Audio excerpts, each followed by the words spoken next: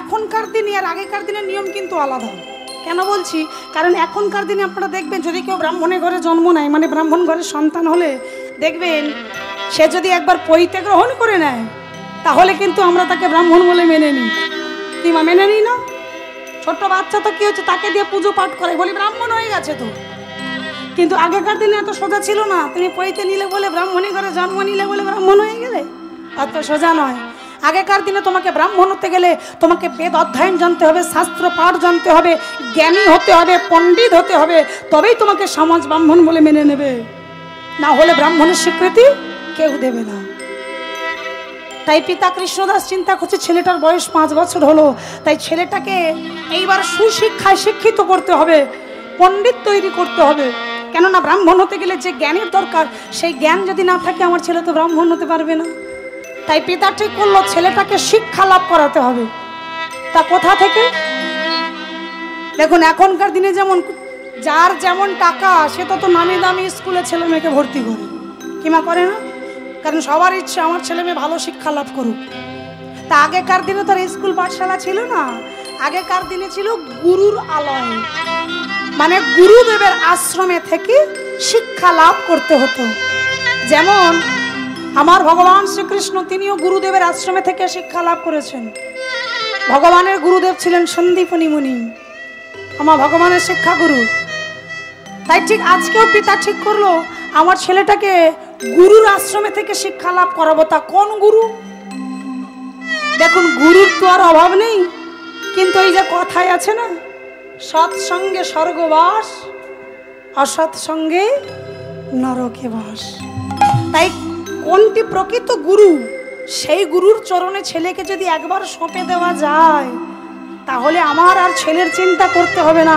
ওই গুরুই পারবে আমার ছেলেকে কৃষ্ণ ভক্ত তৈরি করতে, আর গুরুই পারবে আমার ছেলেকে কৃষ্ণের চরণে পৌঁছে দিতে। তাই পিতা মানে ব্রাহ্মণ কৃষ্ণদাস তিনি চারিদিকে খোঁজ করতে লাগলেন কোন গুরুর কাছে ছেলেকে ভর্তি করা যায়।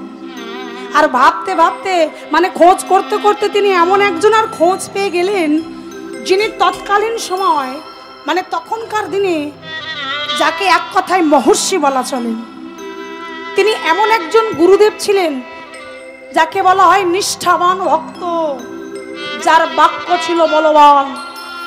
তিনি যদি একবার মুখ ফুটে কিছু বলে দিত অক্ষরে অক্ষরে তা ফলে যেত, কখনো তার বাক্য অমান্য হতো না। সেই গুরুদেবের নাম ছিল রামানন্দ ব্রহ্মচারী।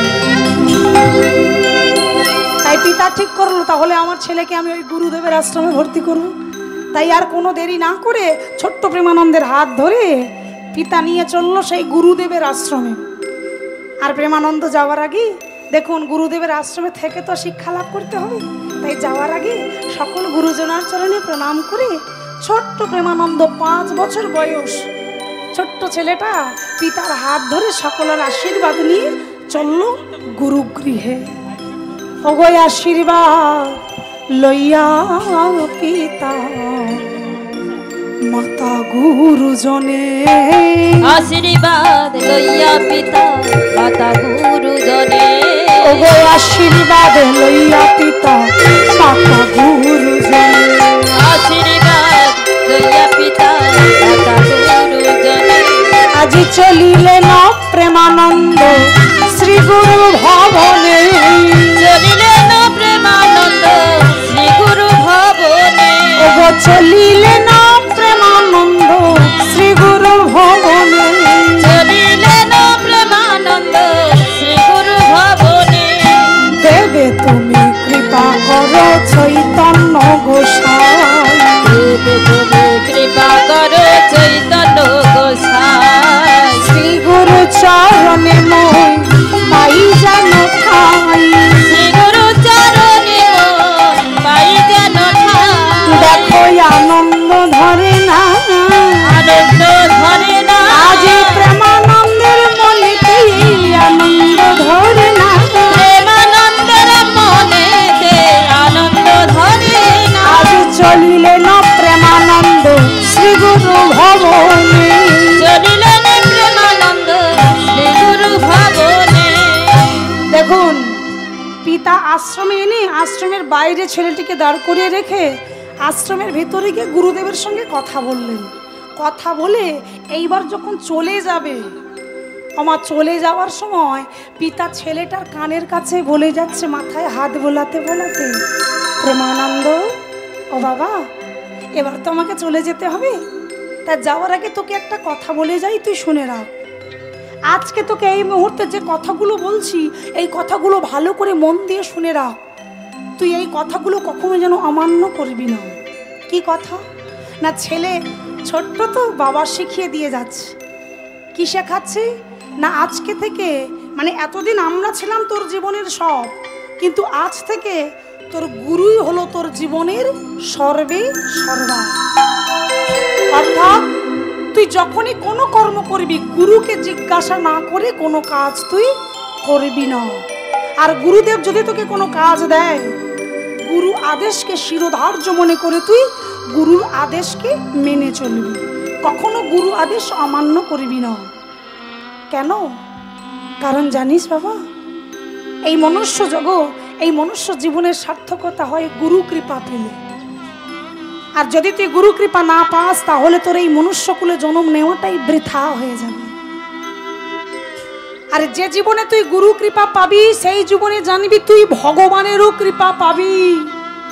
তাই সবসময় তোর একটাই চিন্তা থাকবে মাথায়, গুরুকে কিভাবে খুশি করা যায়, গুরুর হৃদয়ে যেন ব্যথা দেওয়া যায় না, কিভাবে গুরুকে কষ্ট না দেওয়া যায়, সেই চিন্তাটা তোর মাথায় যেন থাকে। মানে সবসময় গুরুদেবকে সন্তুষ্ট রাখবি, এটাই তোর হলো একমাত্র লক্ষ্য। কারণ গুরুর সেবা দিলে, গুরু সন্তুষ্ট হলে জানবি গুরু তোকে কৃপা করবে। আর গুরু কৃপা পেলে তুই কৃষ্ণ কৃপা পাবি বাবা। তাই কখনো গুরুর আদেশকে অমান্য করবি না। গুরুদেব যা বলবেন তুই মেনে চলবি।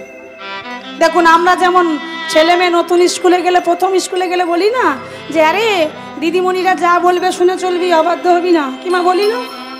ঠিক তদ্রূপ বাবাও শিখিয়ে দিচ্ছে ছেলেকে যে গুরুদেব তোকে যা বলবে তাই শুনে চলবি, কখনো গুরুর আদেশকে অমান্য করবি না। কথাটা বলেই তো পিতা চলে গেল। ছোট্ট ছেলেটা গুরুদেবের চরণে প্রণাম করলেন। গুরুদেব বললেন, কি নাম তোর?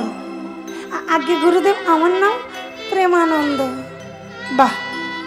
আমার ছেলেটিকে আশ্রমের ভিতরে নিয়ে গেল। দেখতে দেখতে 2 দিন কোন রকমে পার হলো। 3 দিনের দিন হঠাৎ গুরুদেব রামানন্দ ব্রহ্মচারী তিনি প্রভাতকালে ওই আশ্রমের বাইরে যেই না বেরিয়েছে,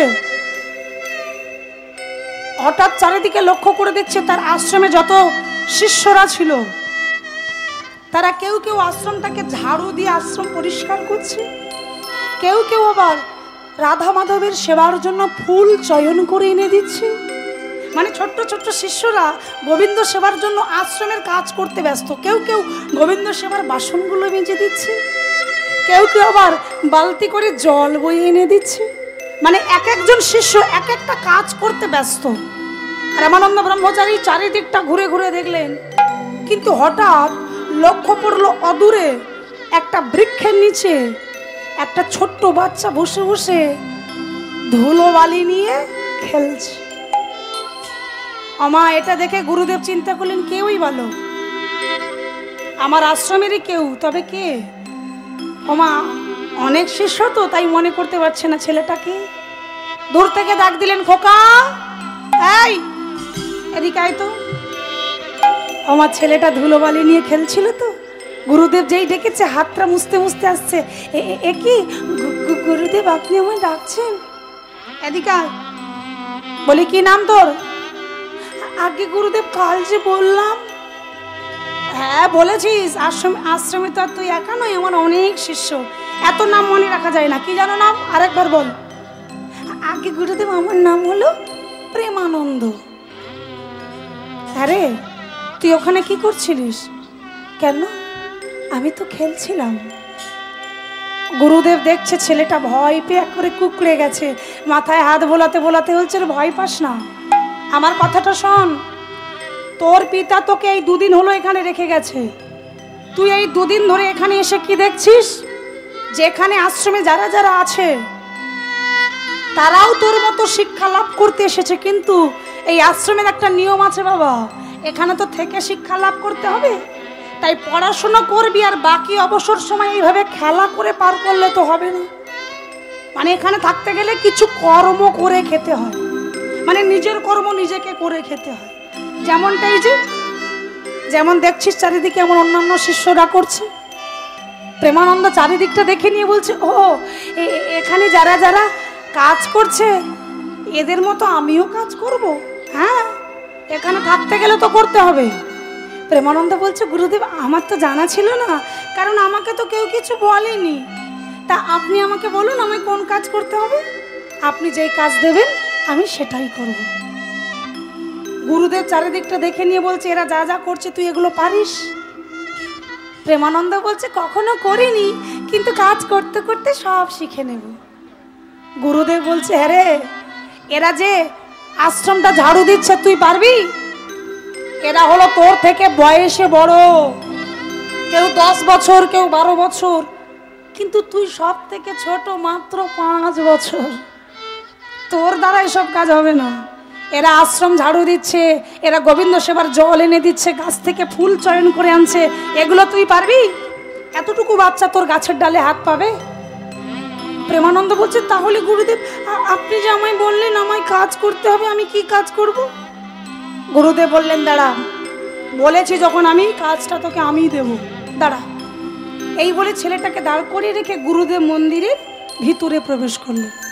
আর মন্দিরের ভিতর থেকে একটা ছোট্ট, খুব বড় কিন্তু নয়, ঠিক ছোট্ট সাইজের একটা ঝোলা, ঝোলা মানে যেগুলো নিয়ে ভিক্ষা করে, আমার ওই ঝোলাটা এনে প্রেমানন্দের ছোট্ট ছোট্ট 2 হাতে তুলে দিল, এই নে ধর। তা দেখুন, ঝোলা দেখলে একটা বাচ্চাও জানে এটা দিয়ে কি হয়, কিংবা জানে না। প্রেমানন্দ ঝোলাটা দেখে বলছে, ও তাহলে বুঝি আমি ভিক্ষা করব, কি মজা কি মজা। ছোট্ট ছেলে তো আনন্দে নাচতে শুরু করেছে। গুরুদেব বলছে, দাঁড়া বাবা, এত আনন্দ পেতে হবে না, আগে আমার কথাগুলো মন দিয়ে শুনে নেন। তোর হাতে যে ঝোলাটা দিলাম, প্রথমে তোকে বলে রাখি, তুই হলি আমার নতুন শিষ্য, মানে তুই সবে 2 দিন হলো এখানে এসেছিস, তাই তুই কিছু জানিস না, তোকে জানিয়ে রাখি। হ্যাঁ, এটা ঠিক, আমার আশ্রমটা চলে ভিক্ষার উপর, এটা ঠিক, তবে সেই ভিক্ষার দায়িত্ব কিন্তু আমি তোর হাতে দিলাম না। তোর হাতে যে ঝোলাটা দিলাম সেটা কেবল আমার রাধা মাধবের সেবার ভিক্ষা। এটা কেবল আমি করি, কাউকে দিই নাই দায়িত্ব। কিন্তু আমি চিন্তা করলাম, সারা জীবন তো আর আমি থাকবো না, একদিন না একদিন আমায় চলে যেতে হবে, তাই আমার অবর্তমানে কাউকে না কাউকে তো সেবার দায়িত্বটা দিয়ে যেতে হবে। তো কাকে দেব, এটা নিয়ে আমি কদিন ধরে চিন্তিত ছিলাম। কিন্তু অন্যান্য শিষ্যরা তো কোনো না কোনো কাজ করছে, তুই জীবনে কখনো কোনো কাজ করিসনি, তাই প্রথম থেকে তোকে আমি ওই গোবিন্দ সেবার কাজ দিয়ে রাখলাম। তবে সম্পূর্ণ দিলাম না, তুই এখন ছোট্ট, কিছুই বুঝিস না। এই গোবিন্দ সেবার দায়িত্ব এতদিন ছিল আমার একার, আজ থেকে 2 ভাগে ভাগ হলো, মানে আমাদের দুজনার হলো এই দায়িত্ব। তুই শুধু ভিক্ষা করে আনবি, আর আমি সেগুলো রন্ধন করি, ফুটিয়ে অন্ন তৈরি করি, ভগবানের চরণে নিবেদন করব। মানে দায়িত্ব আমাদের দুজনার হলো। তা গুরুদেব বলছে, বেশ তো গুরুদেব, তাহলে আমি আজকে চলে যাই ভিক্ষায়। গুরুদেব বলছে, দেখ বাবা, ভিক্ষায় তো যাবি, কিন্তু শুনে রাখ, এই ভিক্ষা করতে গেলে তোকে কিন্তু 2টো নিয়ম মানতে হবে। প্রেমানন্দ বলছে, নিয়ম? আরে ভিক্ষা করতে আমার নিয়ম লাগে নাকি?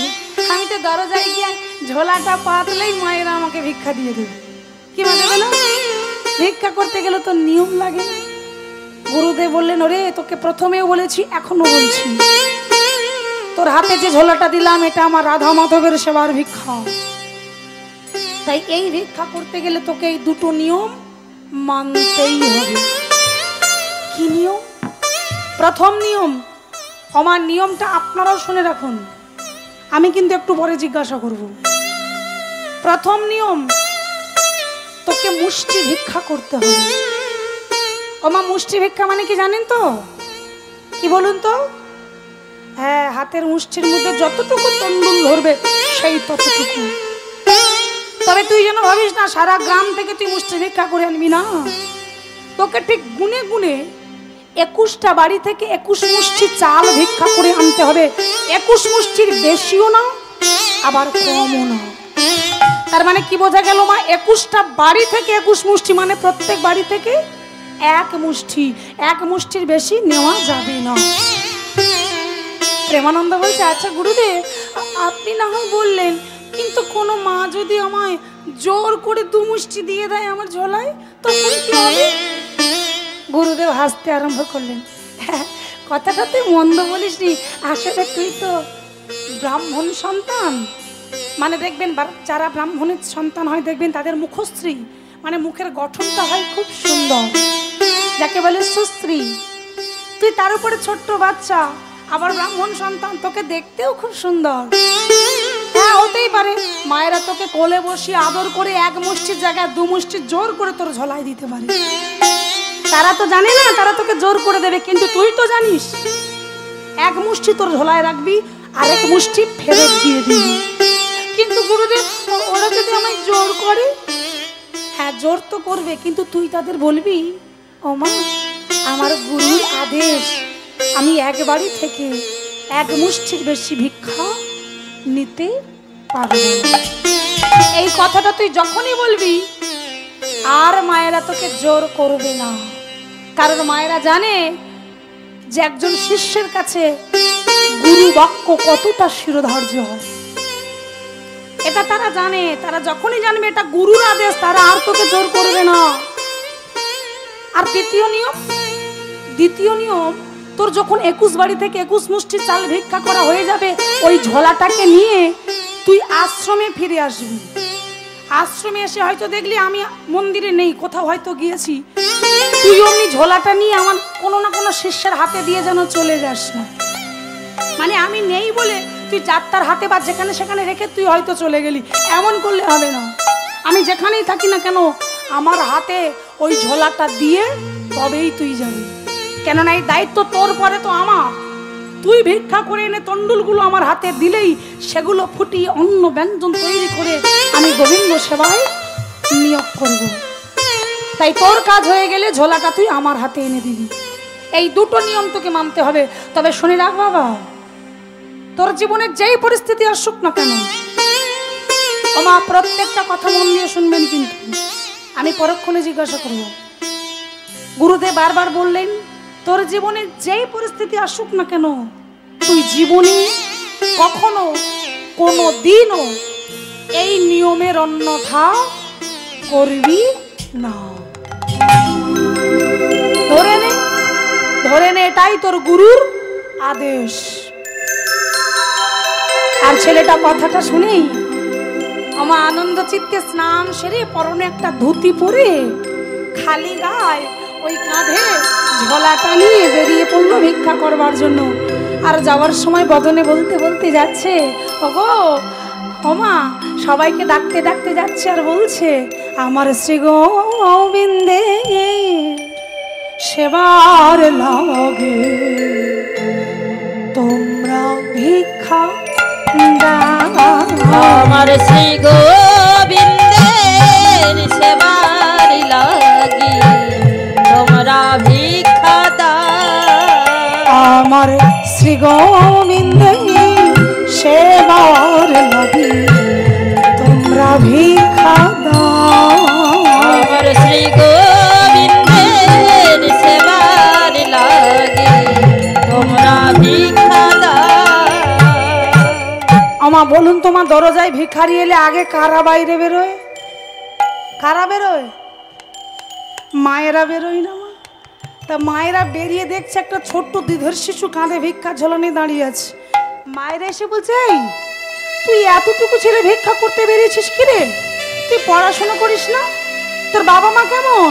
তোকে দিয়ে ভিক্ষা করে আর তারা বাড়ি বসে বসে খায়? কিংবা আমাদের বাড়িতে ছোট্ট বাচ্চা এলে আমরা বলি না যে তুই এই বয়সে ভিক্ষা করছিস, তোর বাবা মা তোকে পাঠিয়ে দিল? এগুলো আমাদেরও মনে প্রশ্ন লাগে। তাই মায়েরাও জিজ্ঞাসা করছে, তুই কেন এসেছিস? তোর বাবা মা কেমন? তারা তোর মতো এত সুন্দর একটা ছেলেকে ছেড়ে দিল ভিক্ষার জন্য? ওমা যেই বলেছে, প্রেমানন্দ বলছে, ওমা না না, আমি তো আমার নিজের জন্য আসিনি। তাহলে নিজের জন্য নয় মানে কার জন্য এসেছিস? কার জন্য এলাম জানো? নিজের লাগে চাই না কিছু,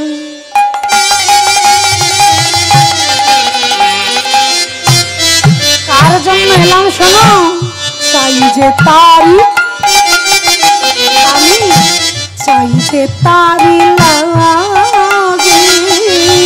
নিজের জন্য চাই না কিছু,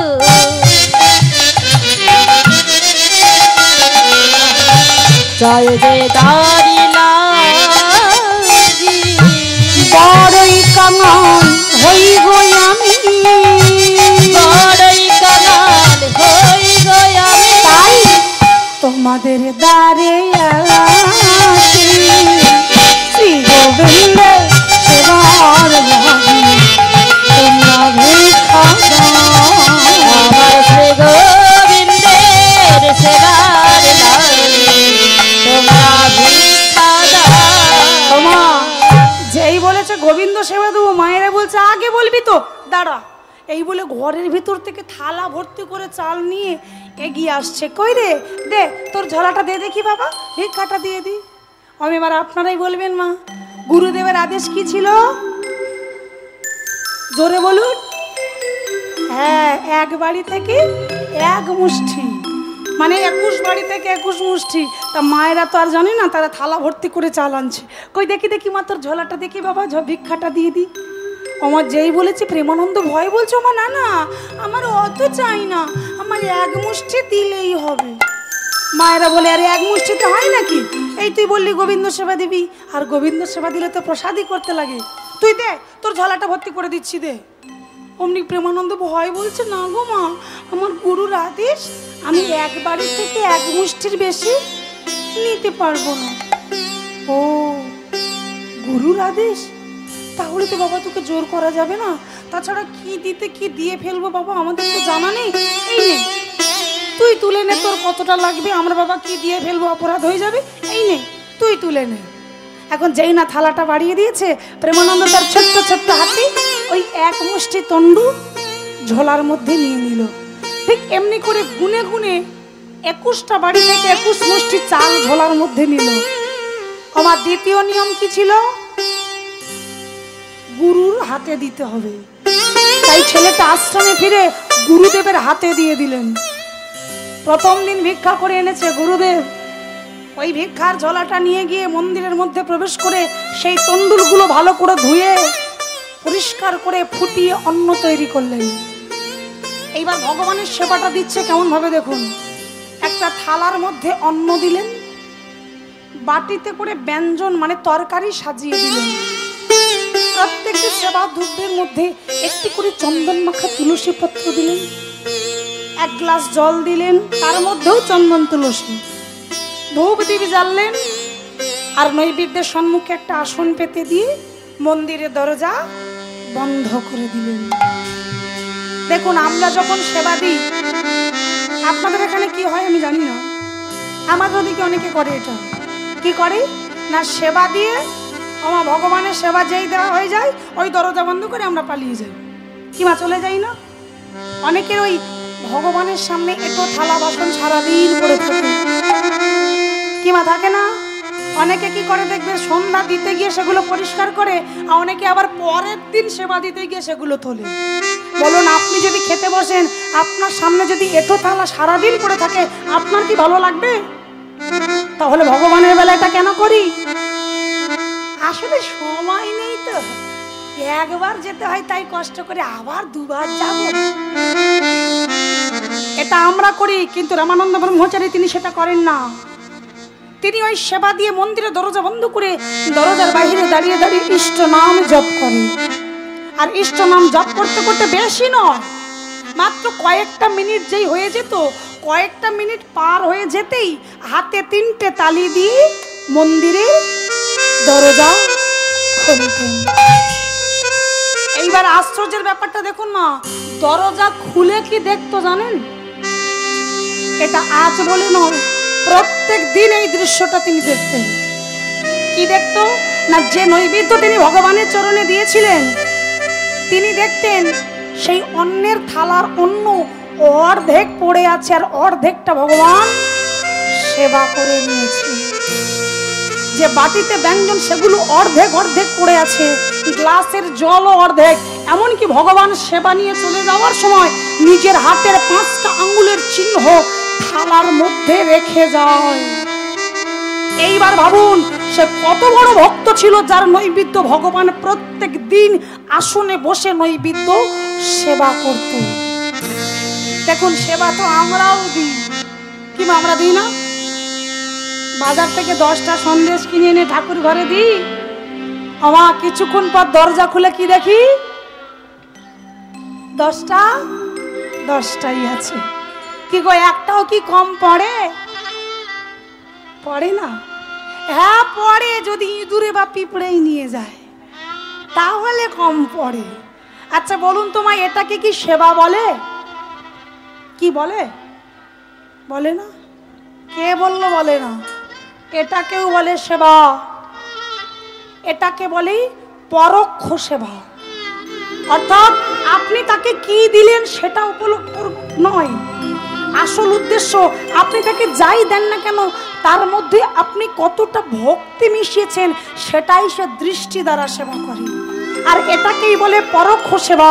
আর যেটা ভগবান নিজে আসনে বসে সেবা করে তাকে বলে প্রত্যক্ষ সেবা। দেখুন এই জগতে ভগবানকে ডাকতে গেলে আগে আমাদের ভক্তির দরকার, কারণ এই মান অভিমান মঞ্চে বসে থেকে তাকে ডাকলে কখনো তার কৃপা পাওয়া যায় না।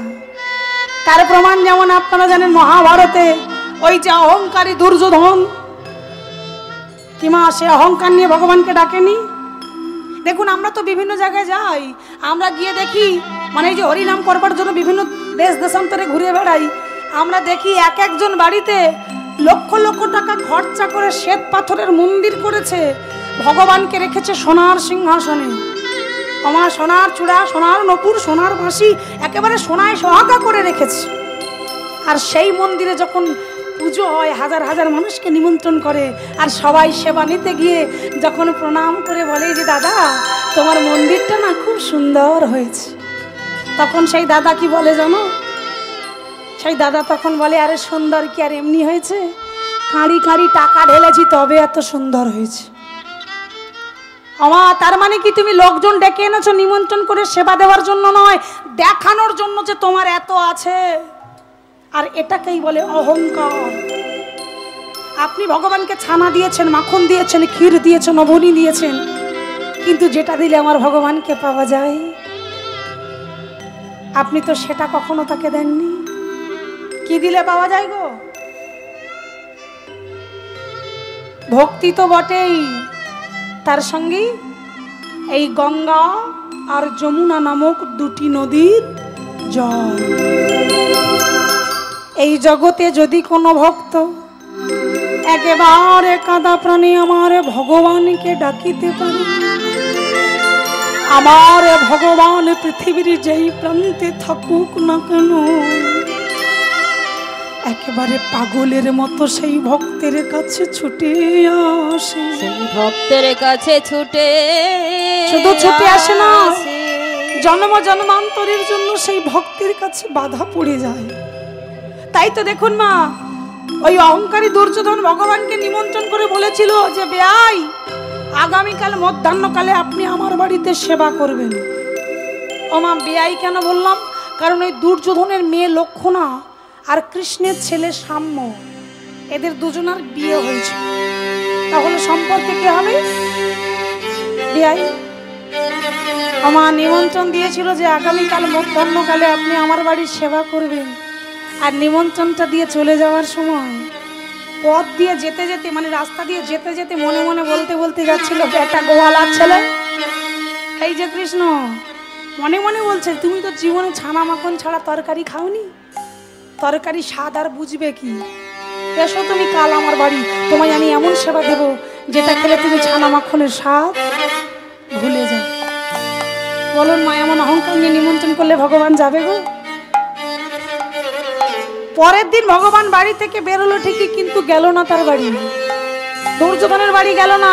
যার বাড়িতে খুঁজলে একটা চালের দানাও পাবে না, ভগবান তার বাড়ি চলে গেল। দুর্যোধন 64 রকমের ব্যঞ্জন একেবারে সোনার থালায় বেড়ে সাজিয়ে রেখেছে, একটা দুটো নয়, তরকারি খাইয়ে ছানা মাখনের স্বাদ বলাবে 64 রকমের পদ রান্না করে সাজিয়ে বসে আছে, কিন্তু ভগবান তার বাড়ি গেল না। চলে গেল দিন দরিদ্র ভিখারি বিদুরের ঘরে। আর সেই সময় বিদুর ছিল স্নানে, মানে স্নান করতে গিয়েছে, এখনো ঘরে ফেরেনি। বিদুরের স্ত্রী স্নান করে চলে এসেছে, কিন্তু একটাই বসন, এতটাই দিন দরিদ্র ভিখারি ছিল যার পরনের একটাই বসন ছেঁড়া ময়লা, তাও সেটা ভিজে গেছে। ওই রৌদ্রে মিলে রেখে দরজার আড়াল থেকে লুকিয়ে লুকিয়ে দেখছি কখন ওটা শুকনো হবে, তারপর ওটা এনে অঙ্গে ধারণ করবে। দরজার আড়াল থেকে দেখছে, আর ঠিক সেই সময় সদর দরজা দিয়ে ভগবান ডাকতে ডাকতে ঢুকছে, মা, ও মা, বলি বাড়ি আছো? ও মা ডাকতে ডাকতে যেই না আঙিনায় মানে উঠোনে এসে দাঁড়ালো, দরজার ভিতর থেকে পরাশরী দেবী চমকে উঠলো, কে কে ডাকে আমায় মা বলে? আমাকে তো কেউ মা বলে ডাকে না। ও তবে কি আমার কৃষ্ণ এসেছে, কারণ কৃষ্ণ আমায় মা বলে ডাকে, তাহলে কি দরজায় কৃষ্ণ? এটা দেখবার জন্য পরনে পড়ে আছে একটা ছেঁড়া গামছা, কোন রকমের লজ্জা নিবারণ করে ঘরের মধ্যে দাঁড়িয়ে আছে, ওই বসনটা শুকনো হলে তবে এনে তাকে অঙ্গে ধারণ করবে। আর সেই সময় দরজাটা একটু অমা খুলে উকি দিয়ে দেখছে কৃষ্ণ আঙিনায় দাঁড়িয়ে দাঁড়িয়ে চারিদিকে দেখছে আর ডাকছে, মা, ও মা, কোথায় তুমি? এবার আপনারাই বলুন তো মা, এ জগতে কোনো মা পারবে এইভাবে অর্ধনগ্ন হয়ে সন্তানের সামনে গিয়ে দাঁড়াতে? পারবে না। পরাশরী দেবী তিনি জানতেন কৃষ্ণ এসেছে দরজায়, তবু বাইরে বেরোতে পারছে না, ওই দরজার আড়ালে লুকিয়ে লুকিয়ে কাঁদছে আর মনে মনে বলছে, ওরে কৃষ্ণ, আমি তোর এমনই হতো ভাগিনী জননী, আজ তুই আমার বাড়িতে এলি, অথচ তোর সামনে যে যাব তার অবস্থাও নেই বাবা। তাই দরজা আড়ালে লুকিয়ে লুকিয়ে কাঁদছে। আর এদিকে অন্তর্যামী ভগবান তিনি অন্তরে বুঝতে পারলেন যে কেন মা বাইরে বেরোতে পারছে না। জানতে পেরে তিনি একটু বাগানের দিকে সরে গেলেন। আর যেই বাগানের দিকে চলে গেলে পরাশরী উকি দিয়ে দেখছে কৃষ্ণ বাগানের দিকে। সেই সুযোগে ছুটে গিয়ে ভিজে বসনটা এনে অঙ্গে ধারণ করলো। আর অঙ্গে ধারণ করে ওই যে কৃষ্ণ বাগানে দাঁড়িয়ে আছে, এক পা করে গিয়ে কৃষ্ণের অঙ্গে হাত রাখলো। কৃষ্ণ দেখুন, ভগবান কিন্তু জানে যে পরাশরী দেবী এসেছে, তবুও বলে উঠল, ও মা, আমি কখন থেকে তোমায় ডাকছি, তুমি আমার ডাকে সাড়া দিলে না তো, যাও, আমি তোমার সাথে কথা বলবো না। এই বলে মুখটা ফিরিয়ে নিল। পরাশরী দেবী গিয়ে বলছো, বাবা, আমি আসলে বুঝতে পারিনি তুই এসেছিস, তা তুই হঠাৎ এই মধ্যাহ্নকালে কেন বাবা, কিছু বলবি?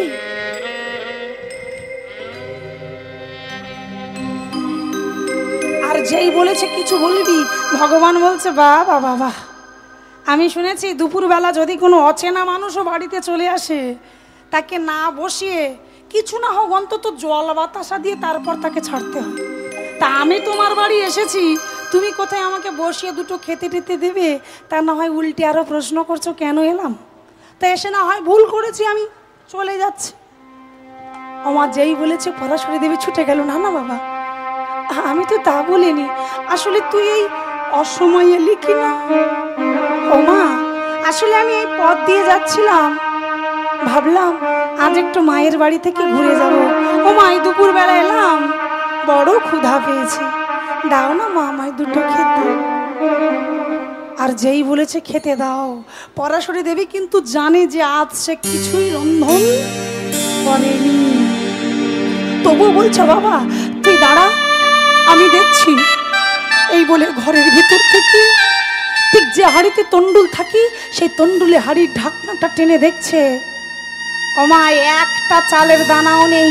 অনেকে বলে না যে অনেক ক্ষুধা লাগলে অন্তত চাল জল দিয়ে ক্ষুধা নিবারণ করে, আজ ভগবানের এমন লীলা, আজ তন্ডুলের হাঁড়িতে একটাও তন্ডুল পড়ে নাই। ওই তন্ডুলে হাঁড়িটা রেখে বিষণ্ণ বদনে পরাশরী দেবী বাইরে এসে বলছে, বাবা কৃষ্ণ, আমার ঘরে কিচ্ছু নেই বাবা, তুই একটু অপেক্ষা কর, আমার স্বামী স্নান করতে গেছে, এখনই আমার স্বামী ফিরে আসবে।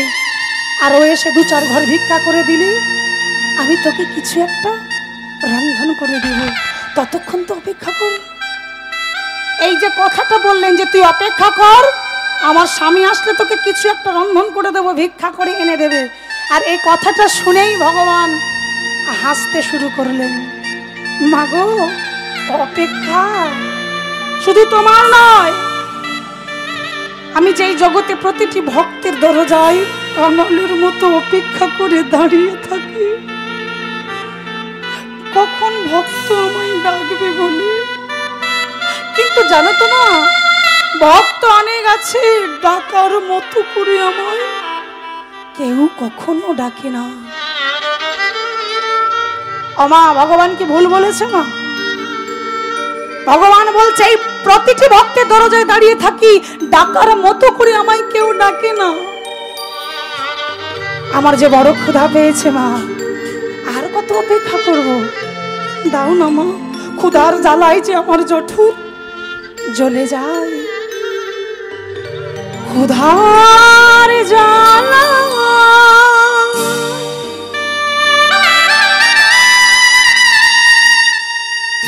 জঠর জ্বলে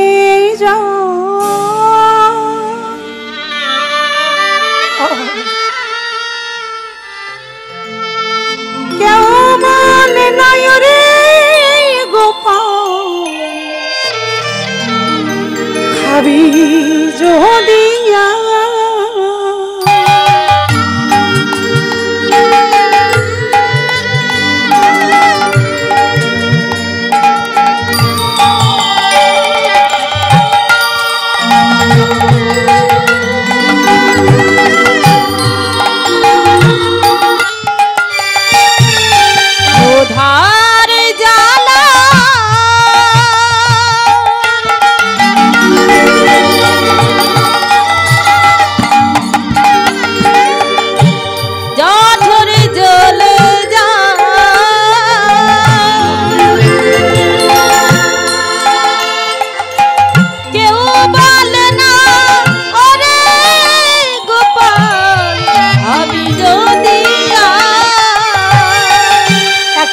বলে রাখি মা, এই যে কথাটা ভগবান বললেন একেবারে ভুল কিন্তু বলেনি। এই জগতে আমরা তাকে ডাকবো কখন, ডাকার সময় তো পাই না। কারণ সংসারে কে কি খাবে, এক একজনের মতো রান্না করতে করতে বেলা 2টো বেজে যায়। আর কোনো রকমের ঠাকুর ঘরে গিয়ে 2টো নকুল দানা দিয়ে বেরিয়ে আসতে পারলে আমরা মিছে যাই। কই, তোমার নিজের ছেলেটাকে 2টো নকুল দানা খাইয়ে রাখো তো, দেখো তো সে থাকতে পারে কিনা। কি তুমি নিজে খেয়ে দেখো তো তুমি পারো কিনা থাকতে। দেখবেন আমাদের এই হিন্দু সনাতন ধর্মে প্রতিটি বাড়িতে ছোট্ট থালা আর ছোট্ট গ্লাস পাওয়া যায়, যেগুলো আমরা ভগবানকেই বরাদ্দ করে দিয়েছি। আর বাড়িতে অতিথি এলে, কুটুম্ব এলে কাচের প্লেট, ডিনার সেট বের করে খেতে দিচ্ছি। ভগবানের বেলায় ছোট্ট থালা, ছোট্ট গ্লাস, এতটুকু গ্লাসে জল দিই যে জল খেলে নলিও ভেজে না। তাই তো ভগবান বলছে, মাগো, ভক্ত আমার অনেক আছে, কিন্তু ডাকার মতো করে আমায় কেউ কখনো ডাকে না। ক্ষুধার জ্বালা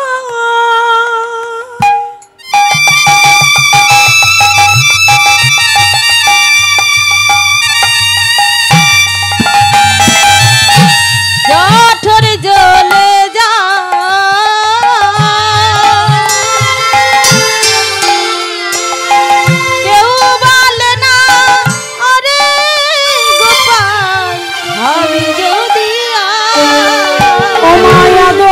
করে কেউ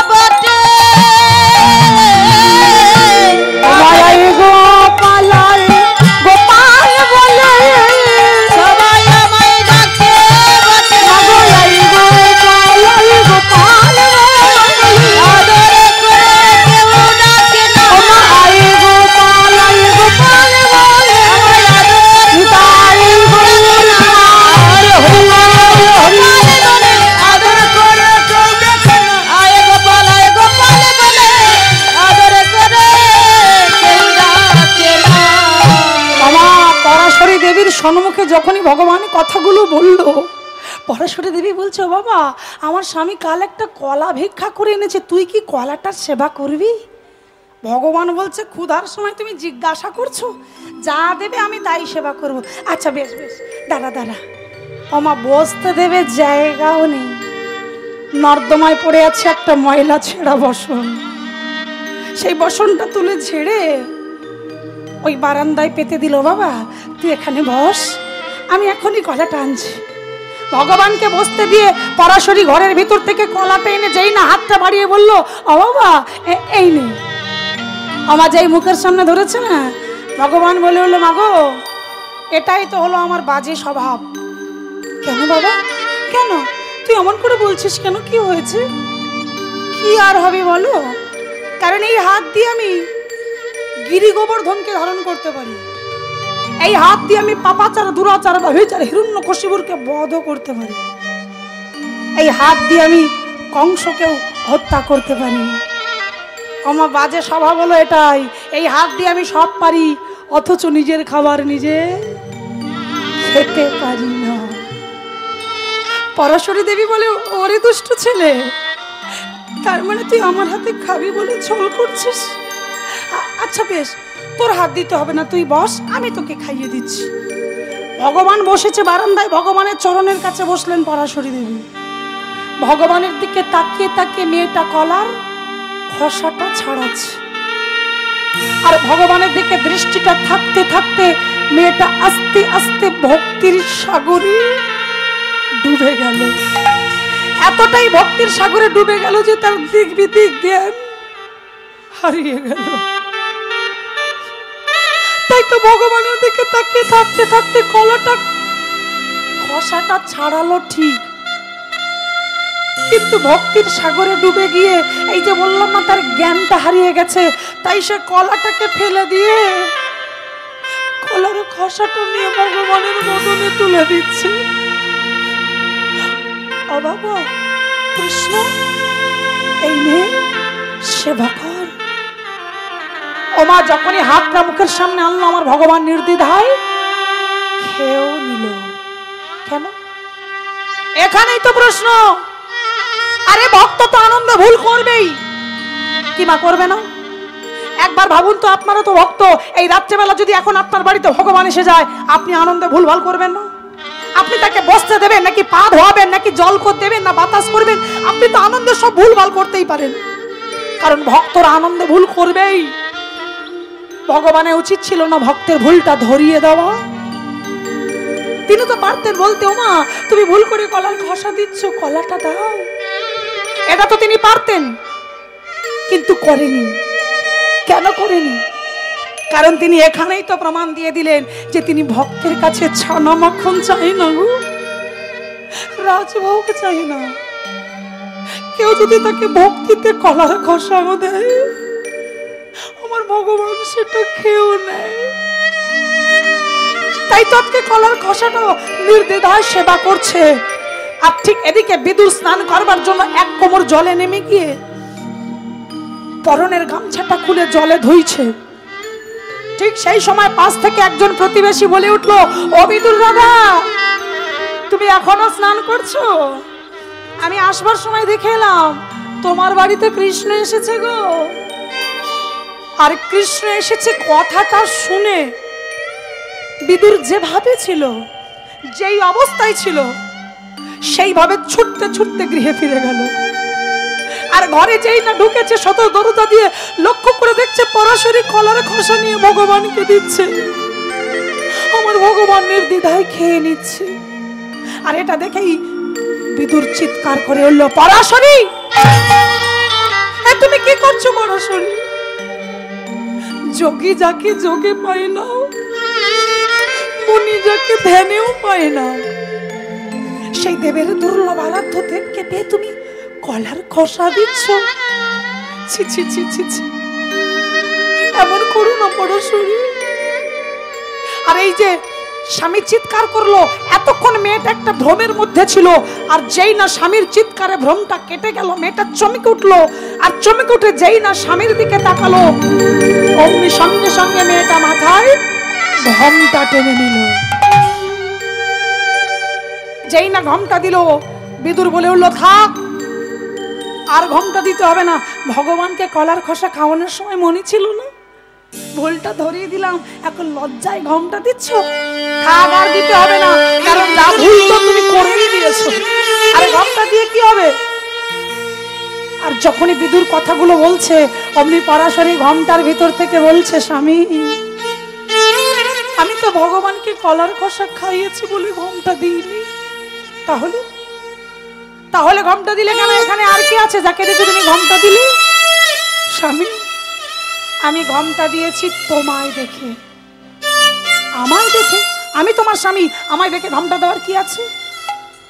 স্বামী, তুমি আশা থেকে বারবার আমায় বলছো আমি অপরাধ করেছি ভগবানকে কলার খোসা খাইয়ে।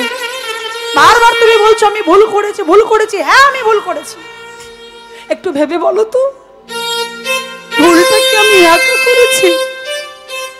তুমি করোনি।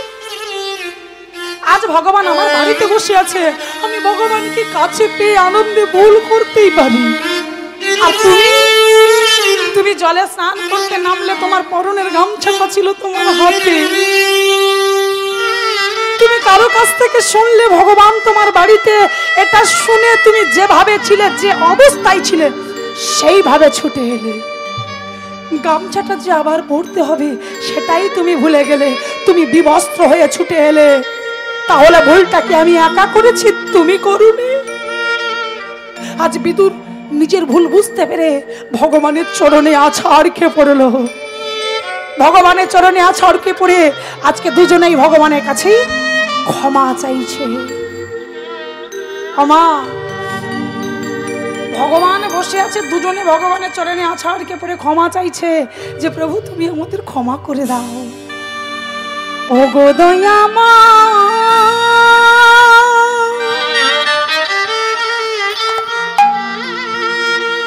দয়া করো,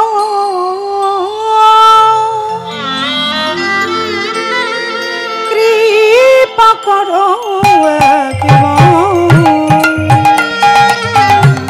ক্ষমা করো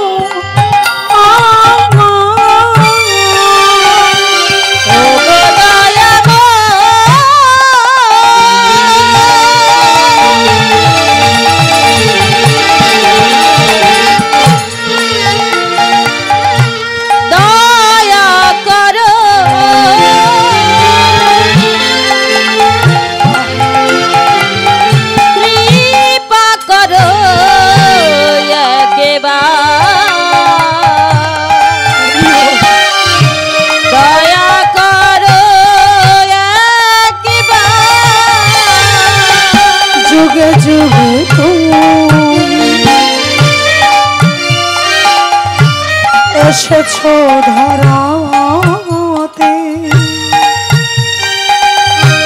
উদ্ধারিতে এই ধরণী, তাই তো তোমায় ডাকি প্রভু, দয়া করো একবার,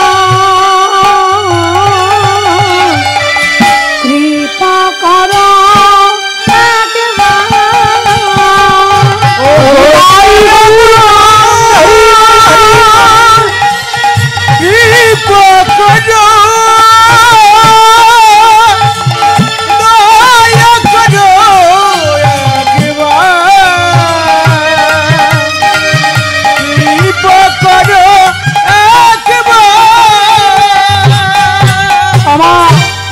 চরণে পড়ে ক্ষমা চাইছে। ভগবান উত্তরে কি বলেছিল জানো? ভগবান উত্তরটা দিয়েছিল আর হাসতে হাসতে বলেছিল, মাগো এই যে তোমরা বারবার ক্ষমা চাইছো, এখানে তো তোমাদের কোনো ভুল নেই। পরাশরী দেবী বলছে, ও বাবা, আমি যে তোকে ভুল করে কলার খোসা খাইয়েছি, ভুল নয়। ভগবান বলছে, না, ওই দুর্যোধন আমার জন্য 64 রকমের ব্যঞ্জন রান্না করেছিল, তার বাড়ি যাইনি। কেন জানো? কারণ ওই ব্যঞ্জন মানে ওই তরকারির মধ্যে সব মশলা ছিল, আদা, জিরে, ধনে, রাঁধুনি যা দিলে তরকারির স্বাদকে দ্বিগুণ করা যায়। কারণ তার মনে ইচ্ছা ছিল আমাকে তরকারি খাইয়ে ছানা মাখনের স্বাদ ভোলাবে, তাই কোনো মশলা দিতে কমতি রাখেনি, সব মশলা দিয়েছিল। কিন্তু যে মশলা দিলে আমায় পাবে ছিল না সেই ভক্তিরূপ মশালা। তাই দুর্যোধনের বাড়ি গেলাম না, তোমার বাড়ি এলাম।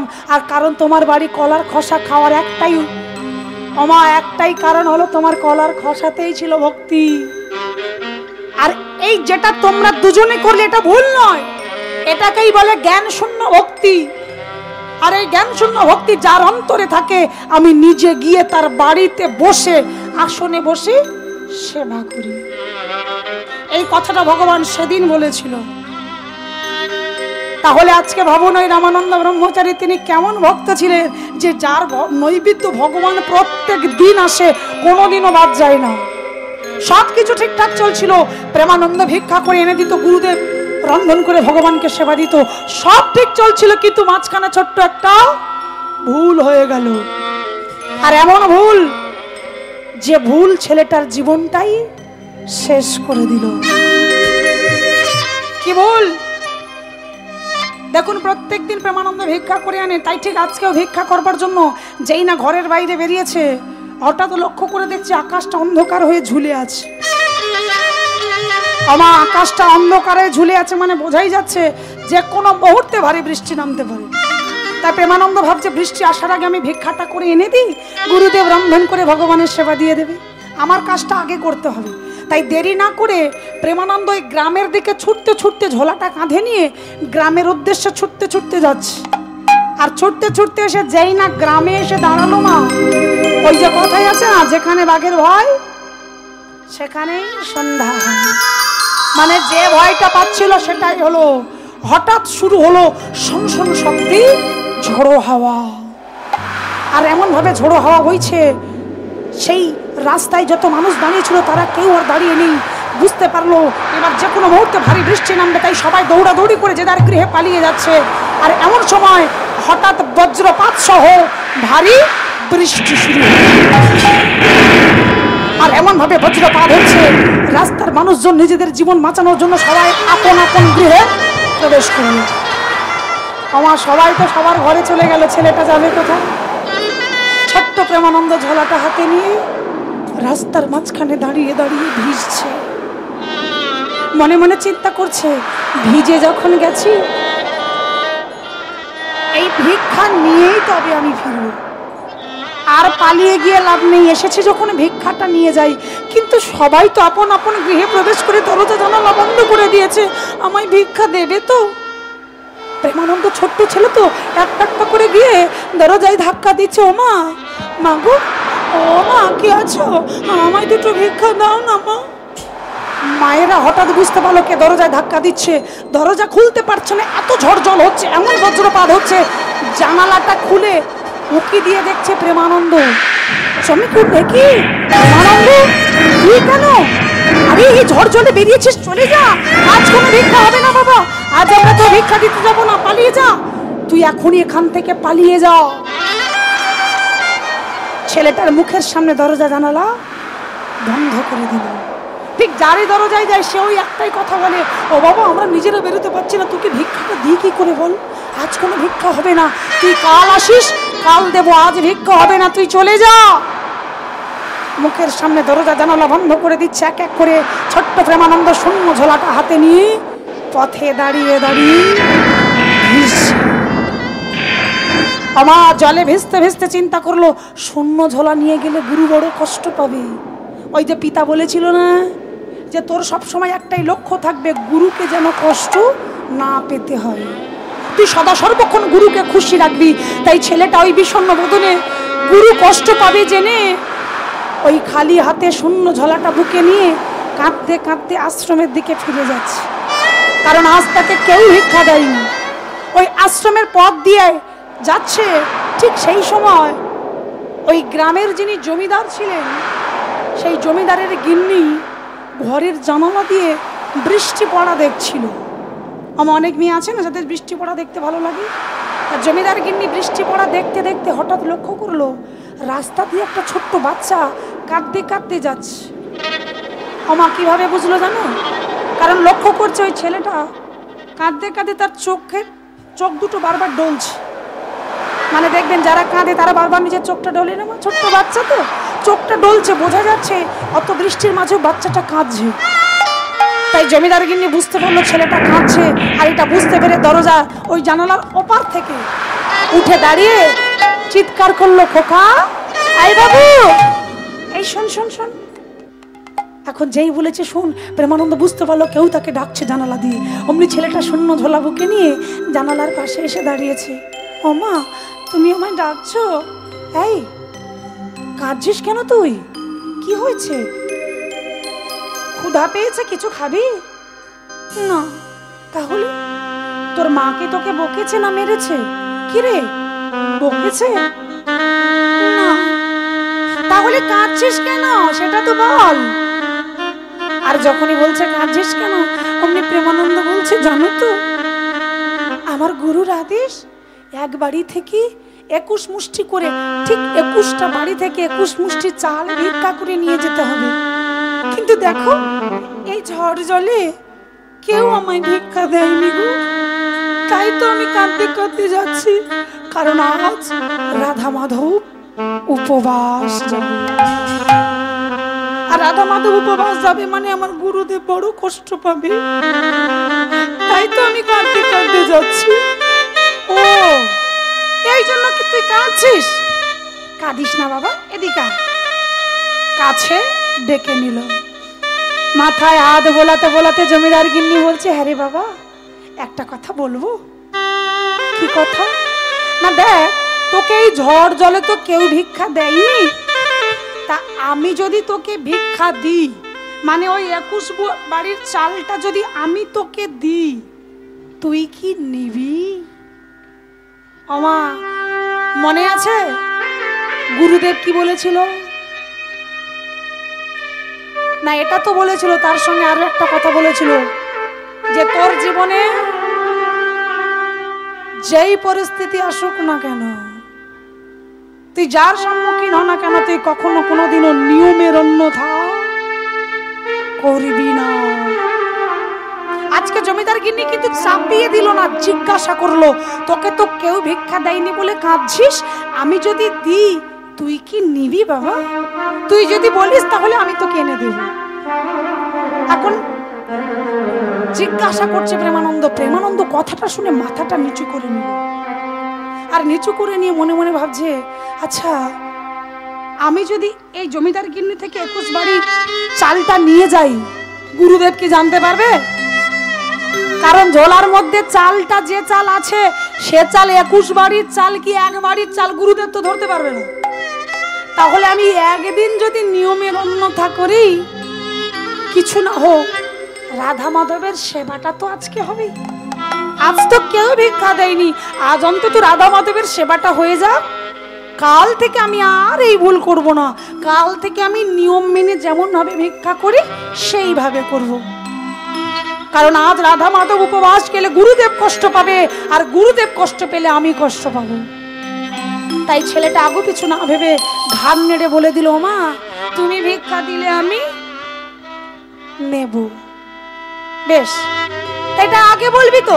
দাদা আর কাঁদতে হবে না, আমি এক্ষুনি আনছি। এই বলে জমিদার গিন্নি ঘরের ভিতর থেকে থালা ভর্তি করে চাল এনে জানালার বাইরে ধরলেন। আমা ওই যে বাইরে দাঁড়িয়ে আছে প্রেমানন্দ, তার সামনে ধরেছে, এই নে প্রেমানন্দ, তোর কি লাগবে তুই নিজে তুলে নে। এই বলে যেই না ঠিক জানালার এপারে দাঁড়িয়ে আছে প্রেমানন্দ, ওপারে আছে থালা, আর প্রেমানন্দ জানালার ভেতর থেকে এক মুষ্টি করে চাল ঝোলাই গুনে গুনে ঢুকাচ্ছে। 21 মুষ্টি নিতে হবে, তাই গুনে গুনে চালগুলো ঝোলাই ঢেলে নিচ্ছে। ওগো থালা ভর্তি করে ভিক্ষা আমি আজ দিব, থালা ভর্তি করে ভিক্ষা আমি আজ দিব, থালা ভর্তি করে ভিক্ষা আমি আজ দিব। আনন্দেতে প্রেমানন্দ গ্রহণ করিল, আনন্দেতে প্রেমানন্দ গ্রহণ করিল, আনন্দেতে প্রেমানন্দ গ্রহণ করিল, আনন্দেতে প্রেমানন্দ গ্রহণ করিল। ভুলিয়া যে গেল সে গুরুর বচন, ভুলিয়া যে গেল সে গুরুর বচন, গুরুর কথা ভুলে গিয়ে ঝোলাটা বুকে নিয়ে আজ ভিজিতে ভিজিতে এলো আশ্রমে তখন, আজ ভিজিতে ভিজিতে এলো আশ্রমে আশ্রমে তখন ভিজিতে ভিজিতে এলো আশ্রমে তখন ভিজিতে ভিজিতে এলো আশ্রমে তখন। ওমা আশ্রমে ভিজতে ভিজতে আসছে, আর এদিকে রামানন্দ ব্রহ্মচারী হঠাৎ দেখছে যে বেলা গড়িয়ে বিকাল হতে চললো, এখনো প্রেমানন্দ ফিরছে না কেন। ওমা চিন্তা করছি এত বেলা হয়ে গেল, কখন আমি রাধা মাধবের সেবা দেবো। এই বলে মন্দিরে বারান্দায় একবার এদিক আর একবার ওদিক পাইচারি করছে। এত বেলা হয়ে গেল, তাহলে কি আমার রাধা মাধব আজ উপবাস থাকবে? ছেলেটা তো এত দেরি কখনো করে না। ও তবে বোধহয় এই ঝড় জলে কেউ বোধহয় প্রেমানন্দকে ভিক্ষা দেয়নি। ওমা গুরুদেব এটা ভাবছে, আর ঠিক সেই সময় প্রেমানন্দ ছুটে এসেছে। গুরুদেব, এই নিন গুরুদেব, আমি ভিক্ষা পেয়েছি। ওমা যেই বলেছে এই নিন, গুরুদেব ঝোলাটা নিয়ে বলছে, প্রেমানন্দ তুই ভিক্ষান্ন পেয়েছিস? আমি বললাম এই ঝড় জলে তোকে কেউ বোধহয় ভিক্ষা দেয়নি। যা বাবা যা, তুই একেবারে ভিজে গেছিস, যা ভগবান তোর মঙ্গল করুন, যা তুই ভিজে বসনটা ছেড়ে নে। মন্দির থেকে আশ্রমটা একটু দূরে, মানে মন্দিরে গুরুদেবের হাতে তন্ডুলের ঝোলাটা দিয়ে গুরুদেব বললেন, যা তুই ভিজে গেছিস আশ্রমে গিয়ে ভিজে বসনটা ছেড়ে নে। এই বলে প্রেমানন্দকে পাঠিয়ে গুরুদেব, মানে প্রেমানন্দের আসতে দেরি হচ্ছিল বলে ব্যঞ্জন মানে তরকারিগুলো রান্না করে বসেছিল, চালটা আসলে অন্ন তৈরি হবে। এখন যেই না তন্ডুলটা দিয়েছে, গুরুদেব আর দেরি করলো না, অনেকটা বেলা হয়ে গেছে, আজ দুপুরের খাওয়া প্রভু সন্ধ্যাবেলা খাবে। এই ভেবে তাড়াতাড়ি করে তন্ডুলগুলো ভালো করে ধুয়ে ফুটিয়ে অন্ন তৈরি করলেন। আমার যেই অন্ন তৈরি হলো, তাড়াতাড়ি করে থালায় নৈবেদ্য সাজিয়ে, ঠিক প্রত্যেক দিন যেইভাবে দেয়, ভালো করে বুঝবেন, যেইভাবে সেবা দেয়, থালায় অন্ন, বাটিতে ব্যঞ্জন, চন্দন, তুলসী, ধূপ, দীপ সকল কিছু দিলেন। আর সবই কিছু দিয়ে ওই ব্যঞ্জনের সম্মুখে, অন্যের সম্মুখে একটা আসন পেতে দিলেন। মানে প্রত্যেক দিন যেভাবে দেয় আজও সেইভাবে দিয়ে মন্দিরে দরজা বন্ধ করে বাইরে দাঁড়িয়ে দাঁড়িয়ে ইষ্ট নাম জপ করছে। আর এদিকে প্রেমানন্দ একটা একটা করে আশ্রমের দিকে যাচ্ছে, আর মনে মনে ভাবছে, আমি জীবনে কখনো এমন অপরাধ আর করব না। ভুল করে ফেলেছি, গুরুদেব জানতে পারেনি ভালো, কিন্তু যদি জানতে পারতো আমি গুরুকে মুখ দেখাতে পারতাম। এই বলে ছেলেটা ওই আপন মনে কথা বলতে বলতে আশ্রমের দিকে যাচ্ছে। আমার মনে মনে ওরও একটু কষ্ট হচ্ছে, দ্বিধাবোধ হচ্ছে যে এই ভুলটা করে ফেলেছে। কিন্তু ঠিক সেই সময় রামানন্দ ব্রহ্মচারী ওই মন্দিরের বাইরে অপেক্ষা করছিলেন। তো কিছুক্ষণ পর হাতে 3টে তালি দিয়ে প্রত্যেক দিনের মতো আজকেও যেই না মন্দিরের দরজাটা খুললেন, আমার দরজাটা খুলেই গুরুদেব চমকে উঠলেন। চমকে উঠে দেখছে যে নৈবেদ্যের থালাটা দিয়েছিল, প্রত্যেক দিন দেখতো অর্ধেক অর্ধেক পড়ে আছে, অর্ধেক সেবা হয়ে গেছে, কিন্তু আজ দেখছে যেভাবে দিয়েছে সেইভাবেই পড়ে আছে। আর এটা দেখে রামানন্দ ব্রহ্মচারী নিজেকে ধরে রাখতে পারল না। ভগবানের রাতুল রাঙা চরণে আছাড়কে পড়লো দয়াময়। তবে কি আমার এতদিনের ভজন সাধন নষ্ট হয়ে গেল? কেন তুমি আমার নৈবেদ্য গ্রহণ করলে না প্রভু? কি দোষ করেছি আমি? কি অপরাধ করেছি তুমি আমায় বলো প্রভু। তবে কি আমার সেবায় কোনো ভুল হলো? ভগবানের চরণে কাঁদতে কাঁদতে রামানন্দ ব্রহ্মচারীর মনে পড়লো, তাই তো আমার ভালোভাবে মনে আছে আমি কোনো ভুল করিনি। তাহলে ভুলটা করলো কে?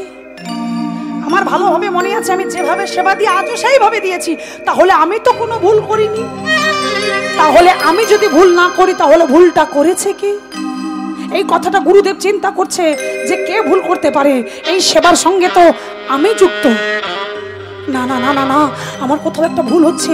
এই সেবার সঙ্গে যুক্ত আরেকজন, যার আনা তন্ডুল দিয়ে হয়েছে অন্য, সেটা হলো এই প্রেমানন্দ। প্রেমানন্দ ছোট্ট বালক, ও কোনো ভুল করেনি তো? হতেই পারে হয়তো ছোট্ট বাচ্চা কোনো ভুল করে ফেলেছে, ভয় আমাকে বলেনি।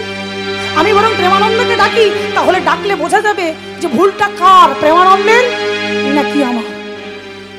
এই ভেবে গুরুদেব তাড়াতাড়ি করে মন্দিরের বাইরে বেরিয়ে এসে আশ্রমের দিকে তাকিয়ে চিৎকার করছে, প্রেমানন্দ, প্রেমানন্দ। আশ্রমের বাইরে বেরিয়ে আশ্রমের দিকে তাকিয়ে তাকিয়ে চিৎকার করে ডাকলো। আর যেই না আশ্রমের দিকে ওই ডাকটা গেল, প্রেমানন্দ সবে বসন ছাড়বে কি গুরুদেবের ডাক শুনে ওই ভিজে গায় আবার ছুটতে ছুটতে ছুটে এসে দাঁড়ালে, কি গুরুদেব আপনি আমায় ডাকছেন? প্রেমানন্দ এদিকে আয় তো। হাত ধরে টানতে টানতে মন্দিরের ভিতরে নিয়ে গেল। প্রেমানন্দ দেখ, আমি তোর গুরু, তুই আমার শিষ্য, তাই কিন্তু তুই কখনো আমার কাছে মিথ্যা বলবি না। সত্য করে বলতো, তুই প্রত্যেকদিন যেভাবে ভিক্ষা করিস আজও কি সেইভাবে ভিক্ষা করেছিস? আমার গুরুদেব কিন্তু প্রথমে জিজ্ঞাসা করলো। প্রেমানন্দ চমকে উঠে মাথাটা নিচু করে নিল। মনে মনে চিন্তা করছে, আমি যে এক বাড়ি থেকে 21 মিষ্টি চাল নিয়েছি এটা তো গুরুদেব জানে না, তাহলে কেন জিজ্ঞাসা করছে? তাহলে বোধহয় অনুমান করেছে। দেখুন, ভুল তো করেছে, আবার ছেলেটা মিথ্যাও বলছে। কি বলছে? গুরুদেব হ্যাঁ, কেন আমি নিয়মে ভিক্ষা করব না? যেইভাবে ভিক্ষা করি আজও সেইভাবেই করেছি। তবে একটা জিনিস জেনে রাখবেন মা, যদি কেউ মিথ্যা কথা বলে, তবে এটা অবশ্য আগেকার দিনে হতো, এখন হয় না। যদি কেউ মিথ্যা বলে কখনো চোখে চোখ রেখে বলতে পারে না, এটা আগেকার দিনে হতো, এখন হয় না। কারণ এখন মানুষ চোখের দিকে তাকিয়ে তাকিয়ে ঝরঝর করে গুছিয়ে মিথ্যে কথা বলে দেয়। কিংবা এখনকার মানুষ করে, কিন্তু আগেকার দিনে এটা হতো না। মানুষ চোখের দিকে তাকিয়ে মিথ্যা বলতে পারতো না, মাথাটা নিচু করে নিত। কারণ যে মিথ্যা বলে সে চোখে চোখ রাখতে জানে না। তাই ছোট্ট ছেলেটা কথাটা বলছে আর মাথাটা বারবার নিচু করে নিচ্ছে। গুরুদেব বারবার বলছে, ওরে ভুল যদি তুই না করিস, যদি আমি না করি, তাহলে আমার রাধা মাধব কেন সেবা গ্রহণ করলো না? বল না বাবা, তুই সত্যি কোনো ভুল করিস নি তো? প্রেমানন্দ বলল। হঠাৎ গুরুদেবের মনে খটকা লাগলো যে প্রেমানন্দ আর মুখ দিয়ে কোনো শব্দ বের করছে না, ঘাড় নেড়ে কাঁদো কাঁদো হয়ে বলছে না। অমনি গুরুদেব বললেন, প্রেমানন্দ তুই সত্য বলছিস তো? বেশ, তুই যদি সত্য বলে থাকিস আমি তোর গুরু, কই আমার চরণে হাত রেখে বল তো। আমার চরণে হাত রেখে বল, তুই প্রত্যেকদিন যে নিয়মে ভিক্ষা করিস আজও সেই একই নিয়মে করেছিস, বল। এবার বলুন তো মা, এ জগতে কোনো শিষ্য আছে যে গুরুকে ছুঁয়ে মিথ্যা বলবে? কেউ পারবে না। ছেলেটা মনে মনে চিন্তা করছে, গুরুদেবের সামনে যে মিথ্যা বলেছি এতে জানি না আমার কোন পাপ হবে, তার উপরে যদি আবার আমি ছুঁয়ে মিথ্যা বলি তাহলে তো আমার নরকেও ঠাঁই হবে না। তাই ছোট্ট প্রেমানন্দ ওই অবনত মস্তকে মনে মনে ভাবছে, আমি মনে ভুল করেই যখন ফেলেছি, গুরুর কাছে বরং সত্যটা বলে দেওয়াই ভালো।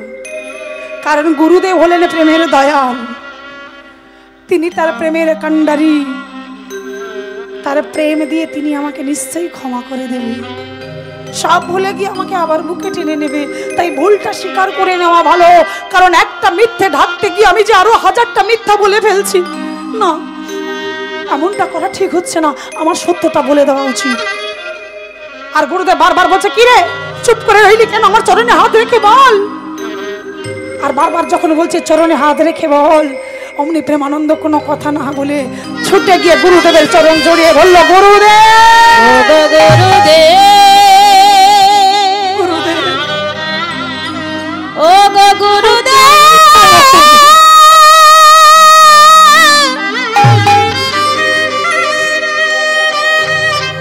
আপনি আমায় ক্ষমা করে দেন। ও গো গুরুদেব গো, আমি বড় অপরাধ করেছি, আমি বড় অপরাধ করে, আমি আর এই ভুল কখনো করবো না।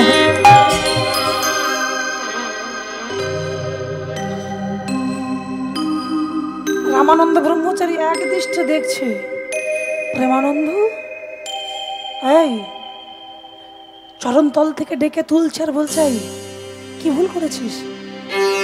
তুই বারবার আমার চরণ জড়িয়ে ধরে ক্ষমা চাইছিস, মানে তুই কি ভুল করেছিস? দেখ প্রেমানন্দ, আমি তোর গুরু, আমার কাছে কখনো মিথ্যা বলতে নেই। কি ভুল করেছিস সত্য করে বল। কিন্তু প্রেমানন্দ এবার বিষণ্ণ বদনে উঠে দাঁড়িয়ে আধো আধো সুরে বলছে, গুরুদেব,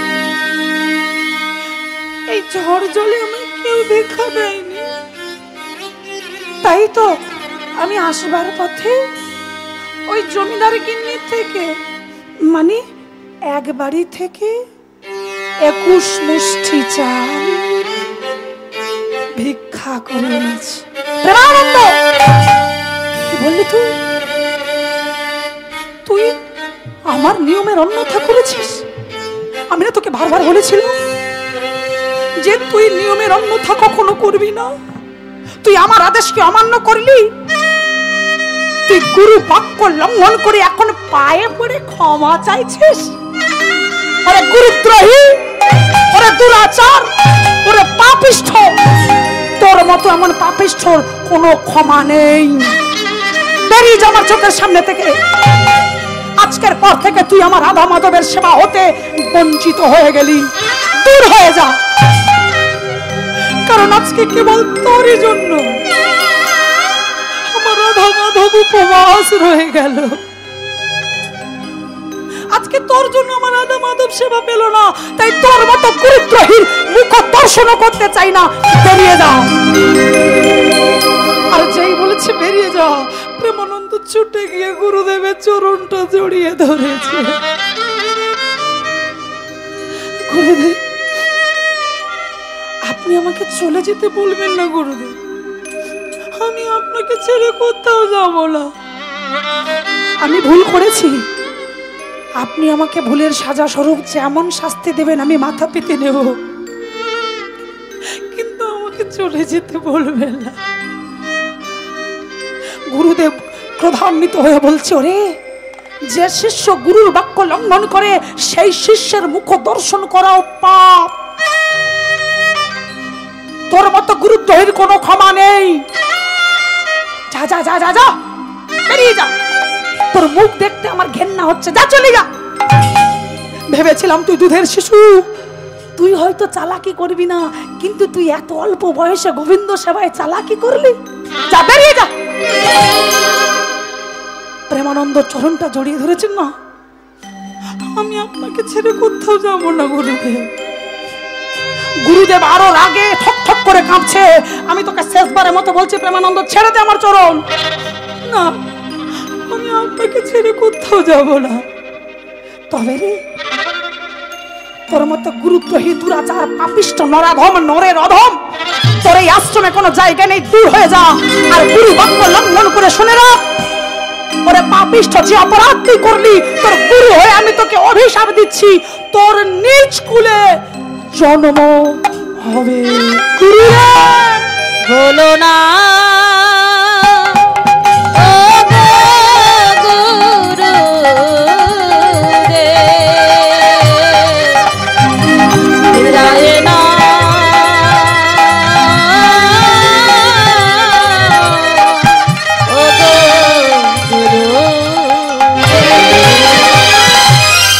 আর যেই না নিজ কুলে যাওয়ার অভিশাপ দিল, প্রেমানন্দ কাঁদতে কাঁদতে গুরুদেবের চরণ তার হৃদয় মাঝে জড়িয়ে ধরছে আর বলছে, গুরুদেব, বেশ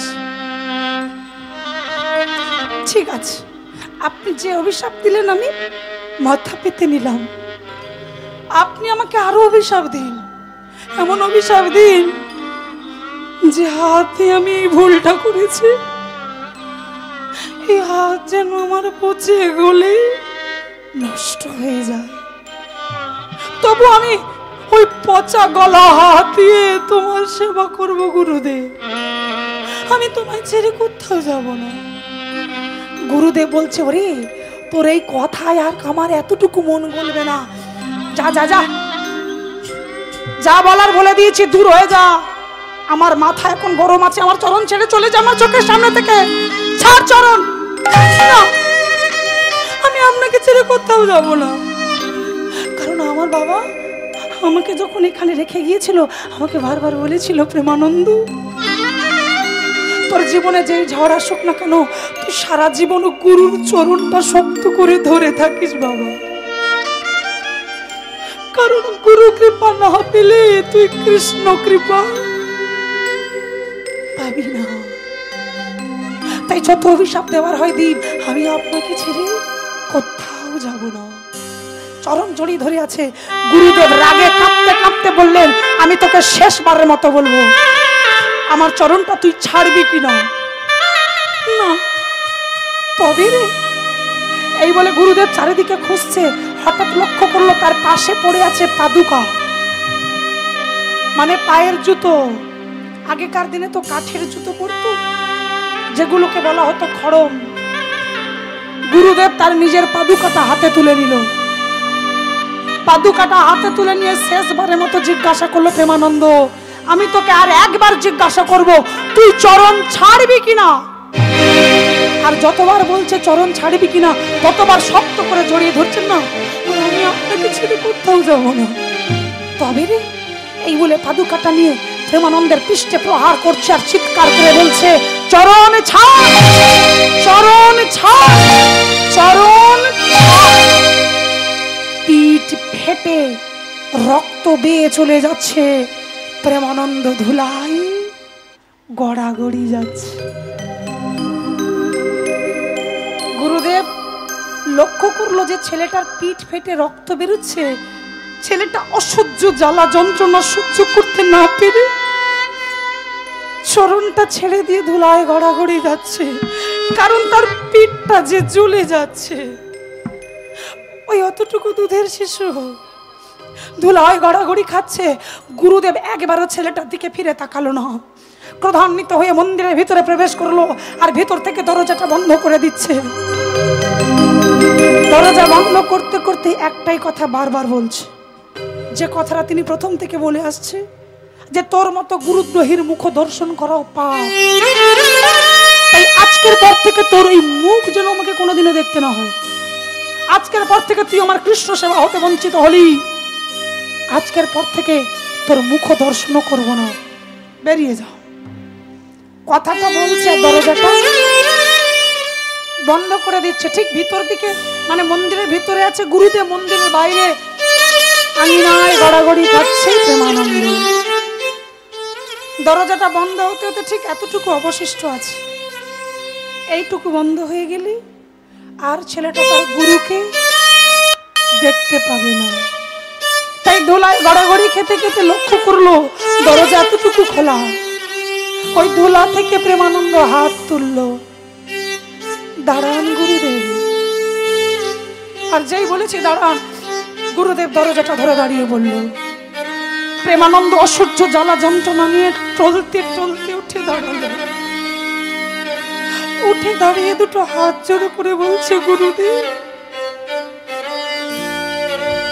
আমি চলে যাচ্ছি, আর আমি আপনাকে বিরক্ত করব না, কিন্তু যাওয়ার আগে আপনার কাছে একটা কথা আমি বলতে চাই। কি কথা? গুরুদেব বলছে, ওরে এরপর তো তুই আর বলার সুযোগ পাবি না, কারণ তোর মুখে তো আমি আর দেখবো না। বল কি বলতে চাস, এটাই শেষ, বল। দরজা ধরে অপেক্ষা করছে। প্রেমানন্দ এবার কাঁদতে কাঁদতে বলছে, গুরুদেব প্রত্যেক দিন আমি আপনাকে ভিক্ষা করে এনে দিই, আপনি রাধা মাধবের সেবা দেন, কোনোদিনও কিন্তু ভুল হয়নি। তাহলে আজকে যখন ভুলটা হলো, আপনি তো আমার গুরুদেব, কই আপনি আমাকে জিজ্ঞাসা করলেন না তো যে প্রেমানন্দ ভুল তো তুই কোনোদিনও করিসনি বাবা, তাহলে আজ তুই ভুলটা করলি কেন?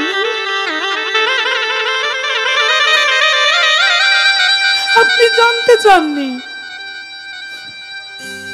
এবার আমি আপনাকে বলছি, শুনুন গুরুদেব, এই ঝড় জলে কেউ আমাকে ভিক্ষা দেয়নি। তাই যখন শূন্য ঝোলা নিয়ে আমি ঘরে ফিরছিলাম, তখন কিন্তু আমার মনের মধ্যে একটাই চিন্তা বারবার আমাকে ব্যাকুল করে তুলেছিল। কি চিন্তা? যে শূন্য ঝোলা নিয়ে গেলে গুরুদেব কত কষ্ট পান। আপনি কষ্ট পাবেন ভেবে আমি কষ্ট পাচ্ছিলাম। তাই তো আসবার পথে যখন জমিদার গিন্নি আমাকে বলল যে 21 বাড়ির চাল আমি দেব, তুই কি নিবি? আমি নিয়েছি, কারণ আমি ভেবেছি যে এই তন্ডুল পেলে আপনি খুশি হবেন। আমি ভাবিনি যে এই তন্ডুলটা নিয়ে আমি আপনাকে আঘাত করে ফেলবো, আমি আপনাকে ব্যথা দিয়ে ফেলবো, এটা আমি ভাবিনি। তাই তো আমি ভুলটা করে ফেলেছি। তাই আপনি আমাকে এই যে অভিশাপ দিলেন নিজ কুলে যাওয়ার, আমি সেটাও মেনে নিলাম। মানছি আমি ভুল করেছি, ভুলের সাজা স্বরূপ নিজ কুলে যাওয়ার অভিশাপ দিলেন। আপনার পাদুকা দিয়ে আমার পৃষ্ঠে প্রহার করে আপনার পাদুকার চিহ্ন আমার পৃষ্ঠে এঁকে দিলেন, আমি সেটাও মেনে নিলাম। কিন্তু মানতে পারলাম না কোনটা জানেন? এই যে আপনি বারবার বলছেন যে আপনি আমার এই মুখ আর দেখতে চান না, এটাই আমি মানতে পারলাম না গুরুদেব। এই মুখ আমি আপনাকে কোনোদিনও দেখো, আর কোনোদিন এই প্রেমানন্দ আপনার সম্মুখে আসবে না গুরুদেব। আমি চলে যাচ্ছি, তবে শুনে রাখুন, যদি আপনার প্রতি আমার অন্তরে বিন্দু মাত্র গুরু ভক্তি থেকে থাকে,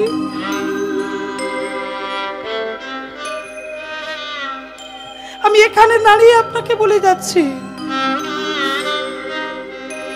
আজ আমি আপনাকে যে কথাগুলো বলবো, আমার যদি গুরু ভক্তি থেকে থাকে, একদিন না একদিন সেই কথাগুলো ফলবেই ফলবে। কি কথা? গুরুদেব চলে যাচ্ছি, যাওয়ার আগে বলে যাচ্ছি, এই যে আপনি বললেন না আমার নিজ কুলে জন্ম হবে, বেশ মেনে নিলাম। যে কুলে আমার জন্ম হোক না কেন, পৃথিবীর যেই প্রান্তে আমার জন্ম হোক না কেন,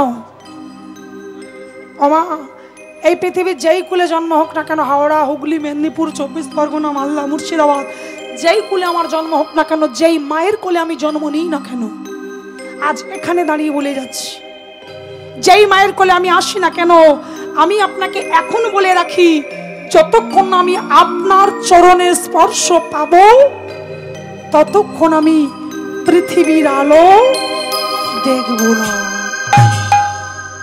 যতক্ষণ আমি আপনার বদনটা আগে দেখব, ততক্ষণ আমি মাতৃস্তন দুগ্ধ পানও করব না। এটাই আপনার শিষ্য প্রেমানন্দের প্রতিজ্ঞা। তবে শুনে রাখুন গুরুদেব, সেদিনও আপনি আমাকে চিনতে পারবেন। অমা মানুষ নতুন করে জন্ম নিলে কি চেনা যায়? যায় না। কারণ নতুন রূপ হয়, নতুন রং ঢং, নতুন মায়ের কোল, কেউ তো চিনতে পারে না। তাহলে প্রেমানন্দ কেন বললো চিনতে পারবেন? কারণ গুরুদেব যে কুলে আমি জন্ম নিই না কেন, আপনি যে নিজ কুলে যেতে বললেন, যেখানেই যাই না কেন, যে মায়ের কোলে আমি যাই না কেন, সেখানে গেলেও আপনি আমাকে চিনতে পারবেন। কিভাবে জানো? এই যে আপনার পাদুকা দিয়ে আপনি আমার পৃষ্ঠে প্রহার করলেন, আমার পৃষ্ঠে যে আপনার পাদুকার চিহ্নটা এঁকে দিলেন, আমি এই চিহ্নটা নিয়েই নতুন করে জন্ম নেব। আর এই চিহ্নটা দেখলেই আপনি চিনতে পারবেন যে এটি আপনারই শিষ্য প্রেমানন্দ।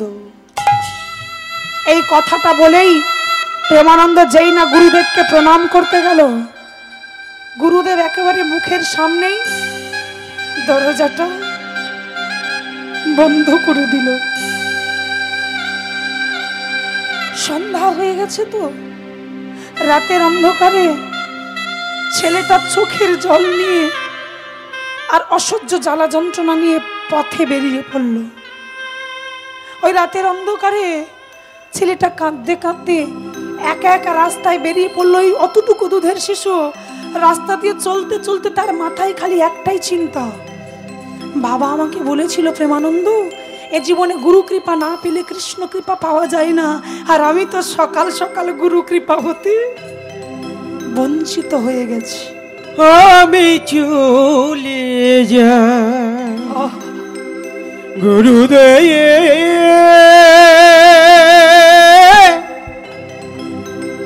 আমি চলে যাই, আমি চলে যাই গুরুদেব, আমি চলে যাই। জনমের মতো হৃদয় নিয়ে যায় আমি চলে যাই গুরুদেব আমি চলে যাই। ওমা, ছেলেটা রাতের অন্ধকারে কোথায় গেল জানো? বারাণসীর গঙ্গার ঘাটে, ঘাটের কাছে দাঁড়িয়ে দাঁড়িয়ে চিন্তা করছে, যে জীবনে গুরু কৃপা নেই সে জীবনে তো ভগবানের কৃপা করে না। আমি তো সকাল সকাল গুরু কৃপা হতে বঞ্চিত হলাম। তাই এমন হয় না যে দেহ গুরু সেবায় লাগে না সেই দেহ অপবিত্র হয়ে যায়? আচ্ছা, এরকম হয় না আমি যদি আমার এই দেহটাকেই পাল্টে ফেলি? আমার দেহ কি পাল্টানো যায়? কিভাবে যায়? একমাত্র মৃত্যু হলে। অতটুকু দুধের শিশু চিন্তা করলেন, দেহটাই যদি পাল্টে ফেলি এই দেহ গুরু সেবায় লাগবে না, আমি যদি নতুন দেহ নিয়ে আসি তাহলে তো গুরু কৃপা পাবো। গুরু কৃপা পাওয়ার জন্য ছেলেটা রাতের অন্ধকারে বারাণসীর গঙ্গার ঘাটে দাঁড়িয়ে একটা কাঁটা এনে মানে কণ্টক দিয়ে নিজের বুকের উপর গুরুদেবের নাম লিখলেন, জয় গুরু রামানন্দ। গুরুর নাম হৃদয় লিখে ছেলেটা ওই বারাণসীর গঙ্গার জলে ঝাঁপ দিল। আমা যেই না জলে ঝাঁপ দিল, ওই গঙ্গার উত্তাল তরঙ্গ ছেলেটা হাবুডুবু খাচ্ছে। রাতের অন্ধকারে ছেলেটা হাবুডুবু খাচ্ছে উত্তাল ঢেউ। আর হাবুডুবু খেতে খেতে এক সময় ওই গঙ্গার জলে তলিয়ে গেল। চিরজনমের মতো এহ জগৎ ছেড়ে চলে গেল। আর দেখবেন মা, যারা জলে ডুবে মারা যায় তারা কিছুক্ষণ পর মানে কয়েক ঘন্টা পর তারা উপুড় হয়ে ভেসে ওঠে। কি মা, জলে ডুবে মারা গেলে উপুড় হয়ে ভাসে না? তাই কয়েক মিনিট পর ওই প্রেমানন্দের দেহটা জলের উপর উপুড় হয়ে ভেসে উঠল। আর যেই উপুড় হয়ে ভাসলো, দেহটা ভাসতে ভাসতে ভাসতে ওই বারাণসীর গঙ্গার ঘাটের কাছে এসে দেহটা আটকে গেল। আমা যেই না দেহটা আটকে গেল, একেবারে কাদার মধ্যে মুখ গুজে মৃতদেহটা এক পাশে আটকে গেল। আর দেখতে দেখতে নিশি প্রভাত হতে লাগলো। গুরুদেব রামানন্দ ব্রহ্মচারী তিনি চিন্তা করলেন, কাল থেকে আমার রাধা মাধব উপবাস আছে, তাই আজ আর দেরি নয়, এই সেবার দায়িত্ব আমি আর কাউকে দেবো না, এবার থেকে আমি নিজে সেবা দেব। কারণ আমার রাধা মাধব যে তাহলে উপবাস থেকে যাবে। তাই কোনো কথা না ভেবে তিনি প্রভাতকালে ওই গঙ্গার ঘাটে স্নান করতে যাবেন বলি আমা একেবারে বদনে কৃষ্ণ নাম গাইতে গাইতে ওই বারাণসীর গঙ্গার ঘাটের দিকে এগিয়ে আসছে। তা বদনে প্রভাতকালে কৃষ্ণ নাম গাইছে, তো সে তো আর জানে না যে তার শিষ্য ওখানে মরে পড়ে আছে, এটা তো আর জানে না। সে আপন মনে কৃষ্ণ নাম গাইতে গাইতে গঙ্গার দিকে এগিয়ে চললেন। বদনে কি বলছে গো, চলো দেখি আমরা একটু নাম গাইবো। আমা আর মাত্র কয়েক মিনিট বাকি আছে, একটু কষ্ট করে সবাই দুটো হাত তুলে একটু নাম গাইব। ভজ শ্রী কৃষ্ণ কহ শ্রী কৃষ্ণ লহ শ্রী কৃষ্ণে নামে রে। ভজ শ্রী কৃষ্ণ কহ শ্রী কৃষ্ণ লহ শ্রী কৃষ্ণের নাম রে। যে জন শ্রী কৃষ্ণ ভজে সে হয় আমার প্রাণ রে। যে জন শ্রী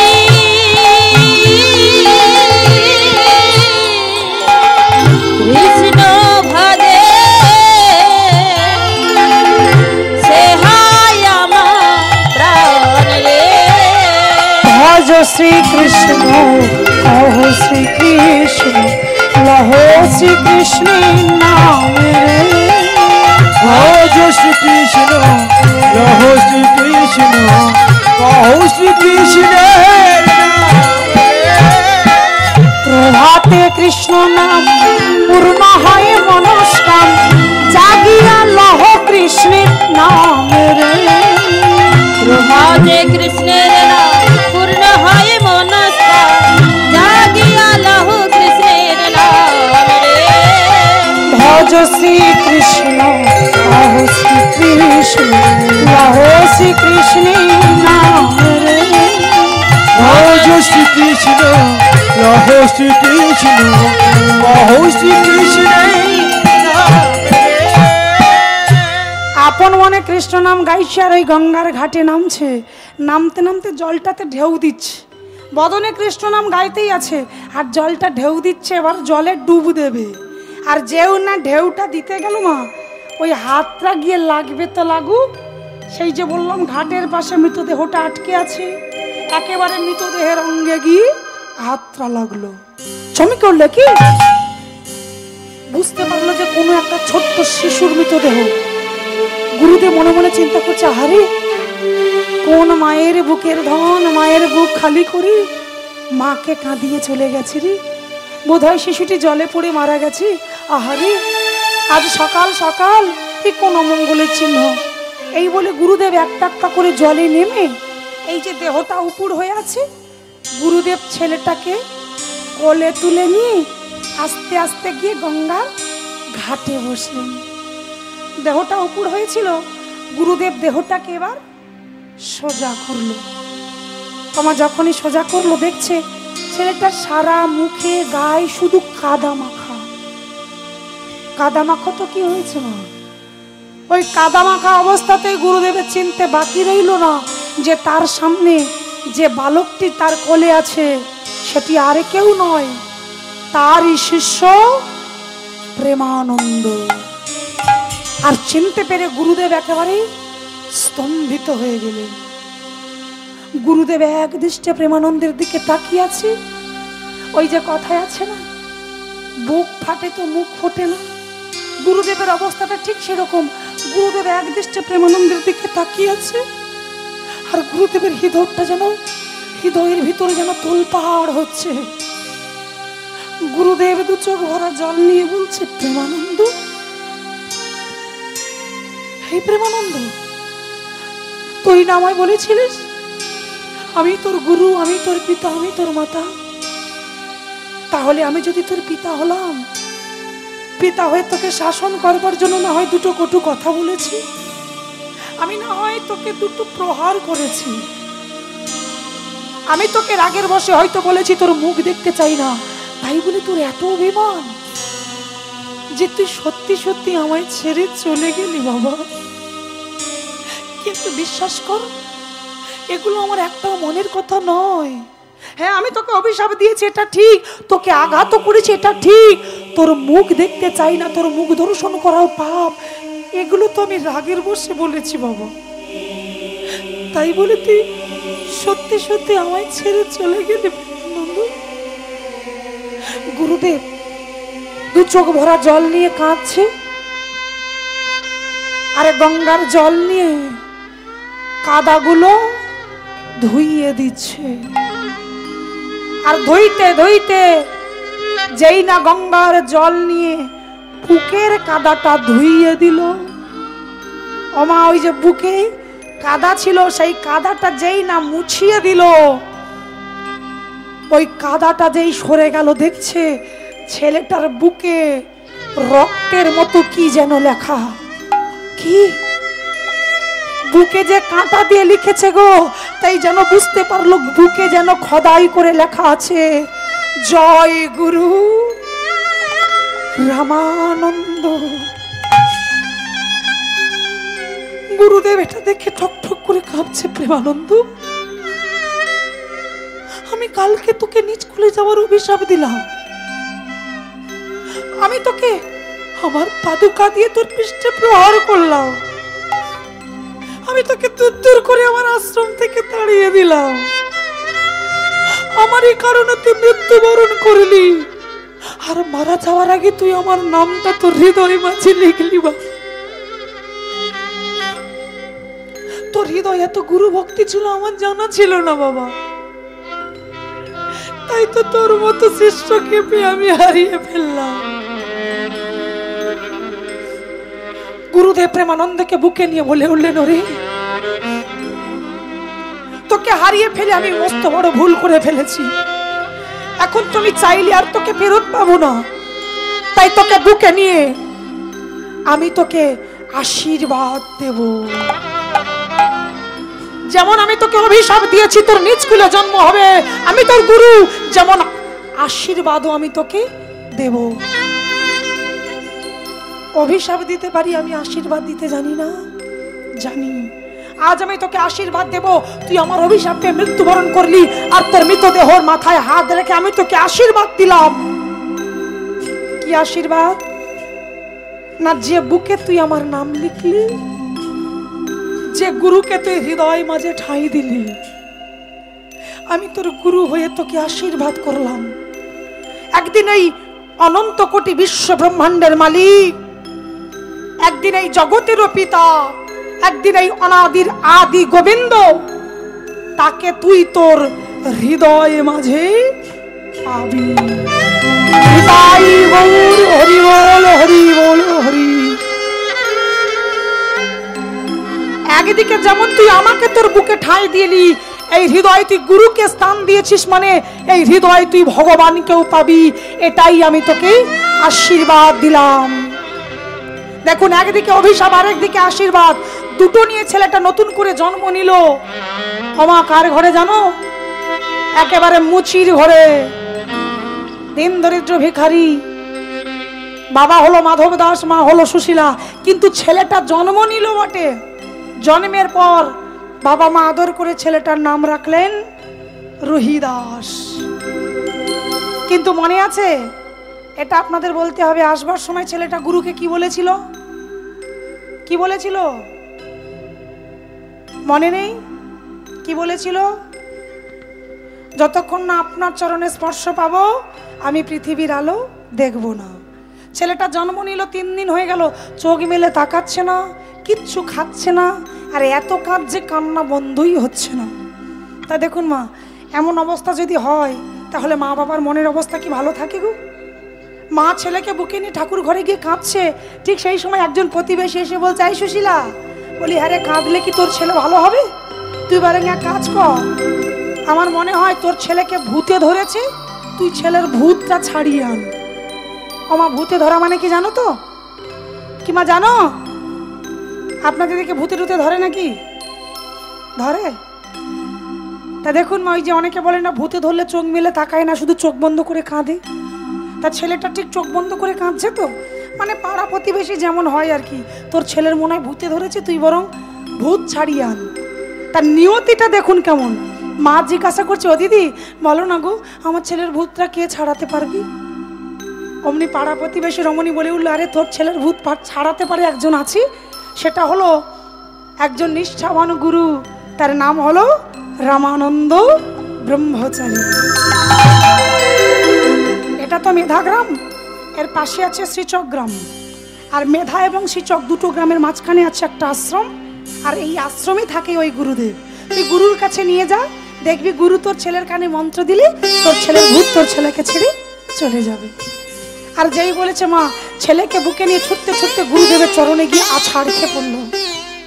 সদ্যজাত সন্তান গুরুদেবের চরণে পড়ে বলছে, বাবা আমার ছেলেকে দেখুন, আমার ছেলে 3 দিন হয়ে গেল কিছু খাচ্ছে না, 3 দিন হয়ে গেল এত কাঁদছে, কান্না বন্ধ হচ্ছে না, দেখুন না বাবাজি আমার ছেলের কি হয়েছে।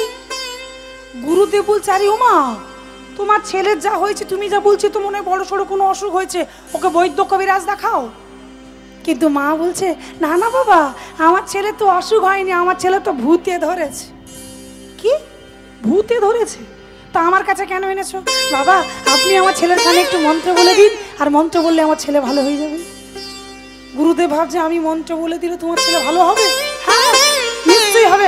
বাবা নিন না বাবা, একটু মন্ত্র বলে দিন না। গুরুদেব ভাবছে, মন্ত্র বললে যদি ভালো হয় তা বলে দিই। এই বলে গুরুদেব, মা ছেলেকে ধরে আছে, গুরুদেব কানের কাছে বদনটা নিয়ে গিয়ে মন্ত্র বলতে শুরু করলেন। কোন মন্ত্র? হরে মুরারি মধুকৈট ভারে গোপাল গোবিন্দ মুকুন্দ সরে। হরে হরি হরি হরি বল, হরি নামে বুক ভরে যায় অভাব ভরে যায় অভাব জাগাই মহা সুখে। হরে মুরারি মধুকৈট ভারে গোপাল গোবিন্দ মুকুন্দ সরে। আমার যে যেই না মন্ত্রটা বললো 3 দিন পর ছেলের কান্না থেমে গেল।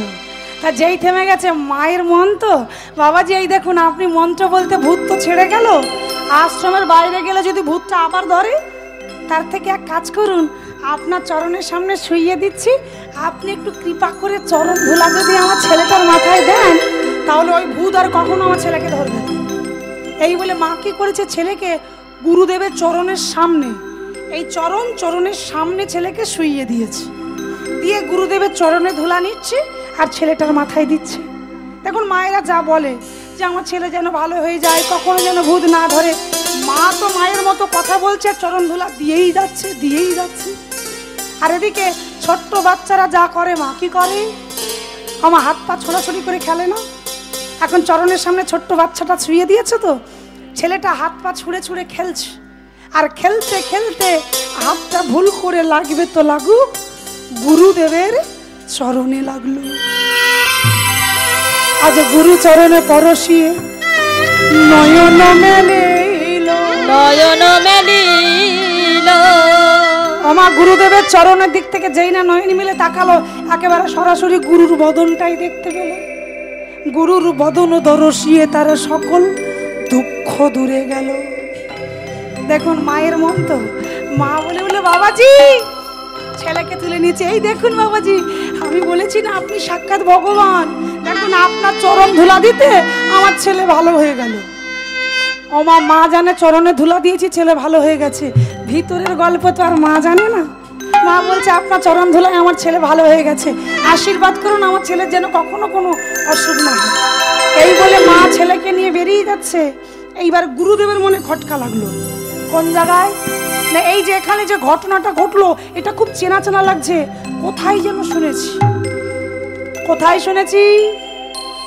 মনে পড়লো এটা তো আমার শিষ্য প্রেমানন্দ আমাকে বলেছিল, মারা যাওয়ার আগে বলেনি, তাহলে এটা আমার প্রেমানন্দ নয় তো? আচ্ছা চিনবো কিভাবে? পৃষ্ঠে পাদুকার চিহ্ন। তাই গুরুদেব চিন্তা করলেন আচ্ছা তাহলে প্রেমানন্দ, এটা প্রেমানন্দ কি না বুঝতে গেলে আমাকে সেই সন্তানটিকে কোলে নিতে হবে। অমনি মা বেরিয়ে যাচ্ছে, ডাকছে ও মা একটু তোমার ছেলেটাকে আনো না গো মা। এখন মা বলছে বাবাজি আমরা নিজ জাতি, আপনি আমার ছেলেকে কোলে নেবেন? গুরুদেব বলছে দেখো মা আমি জাতপাতের বিচার করি না, আমার কাছে সবাই সমান, একটু দাও না মা, বেশি চাই না, ওই কিছুক্ষণের জন্য তোমার ছেলেটাকে দিলেই হবে, দাও না। মা মনে মনে ভাবছে যার চরণ ধুলা দিতে অসুখ ভালো হয়ে যায় সে যদি কোলে নেয় আমার ছেলেরা জীবনে অসুখ হবে না। এই ভেবে মা ছেলেকে নিয়ে গুরুদেবের হাতে তুলে দিল। আর যেই না গুরুদেবের কোলে দিল, গুরুদেব ছেলেটিকে পাওয়া মাত্র ছেলেটিকে কোলে পেয়ে খালি উল্টে পাল্টে দেখছে, বলে দেখি তো চিহ্ন আছে কিনা, দেখি তো চিহ্ন আছে কিনা, দেখি তো চিহ্ন আছে কিনা, দেখি তো চিহ্ন আছে কিনা, যা দেখিলে যাবে চেনা, দেখি তো চিহ্ন আছে কিনা, যা দেখিলে যাবে চেনা, দেখি তো চিহ্ন আছে কিনা। ওমা এই বলে যেই না পিঠের উড়ুনিটা সরিয়েছে, দেখলো কি গো, দেখছে সেই পাদুকার চিহ্ন এই নব সদ্যজাত সন্তানের পৃষ্ঠে। আর এটা দেখে চিনতে পেরে গুরুদেব ওই সন্তানটিকে বুকে জড়িয়ে ধরে চিৎকার করে উঠল প্রেমানন্দ।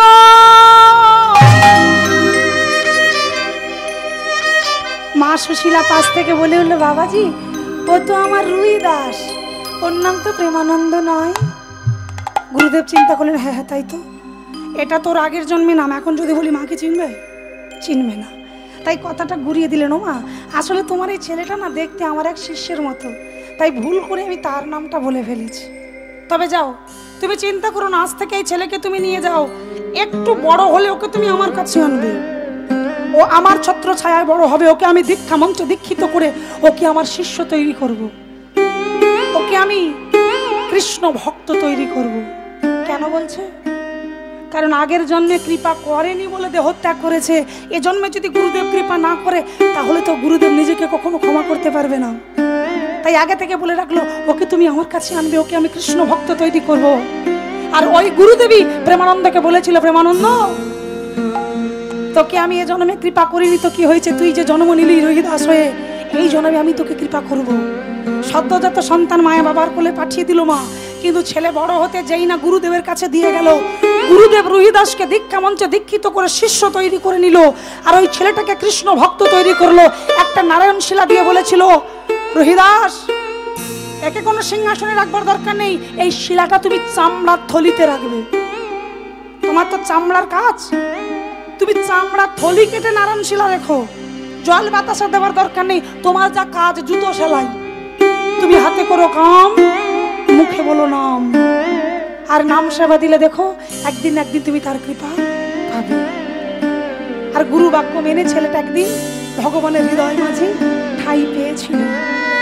তাই এখানেই আমরা গুরুদেবের সঙ্গে শিষ্যের মিলন করালো, এখানে লীলা বিশ্রাম নিল। অগো এইখানে রহিল আমার লীলার মাধুরী, এইখানে রহিল আমার লীলার মাধুরী।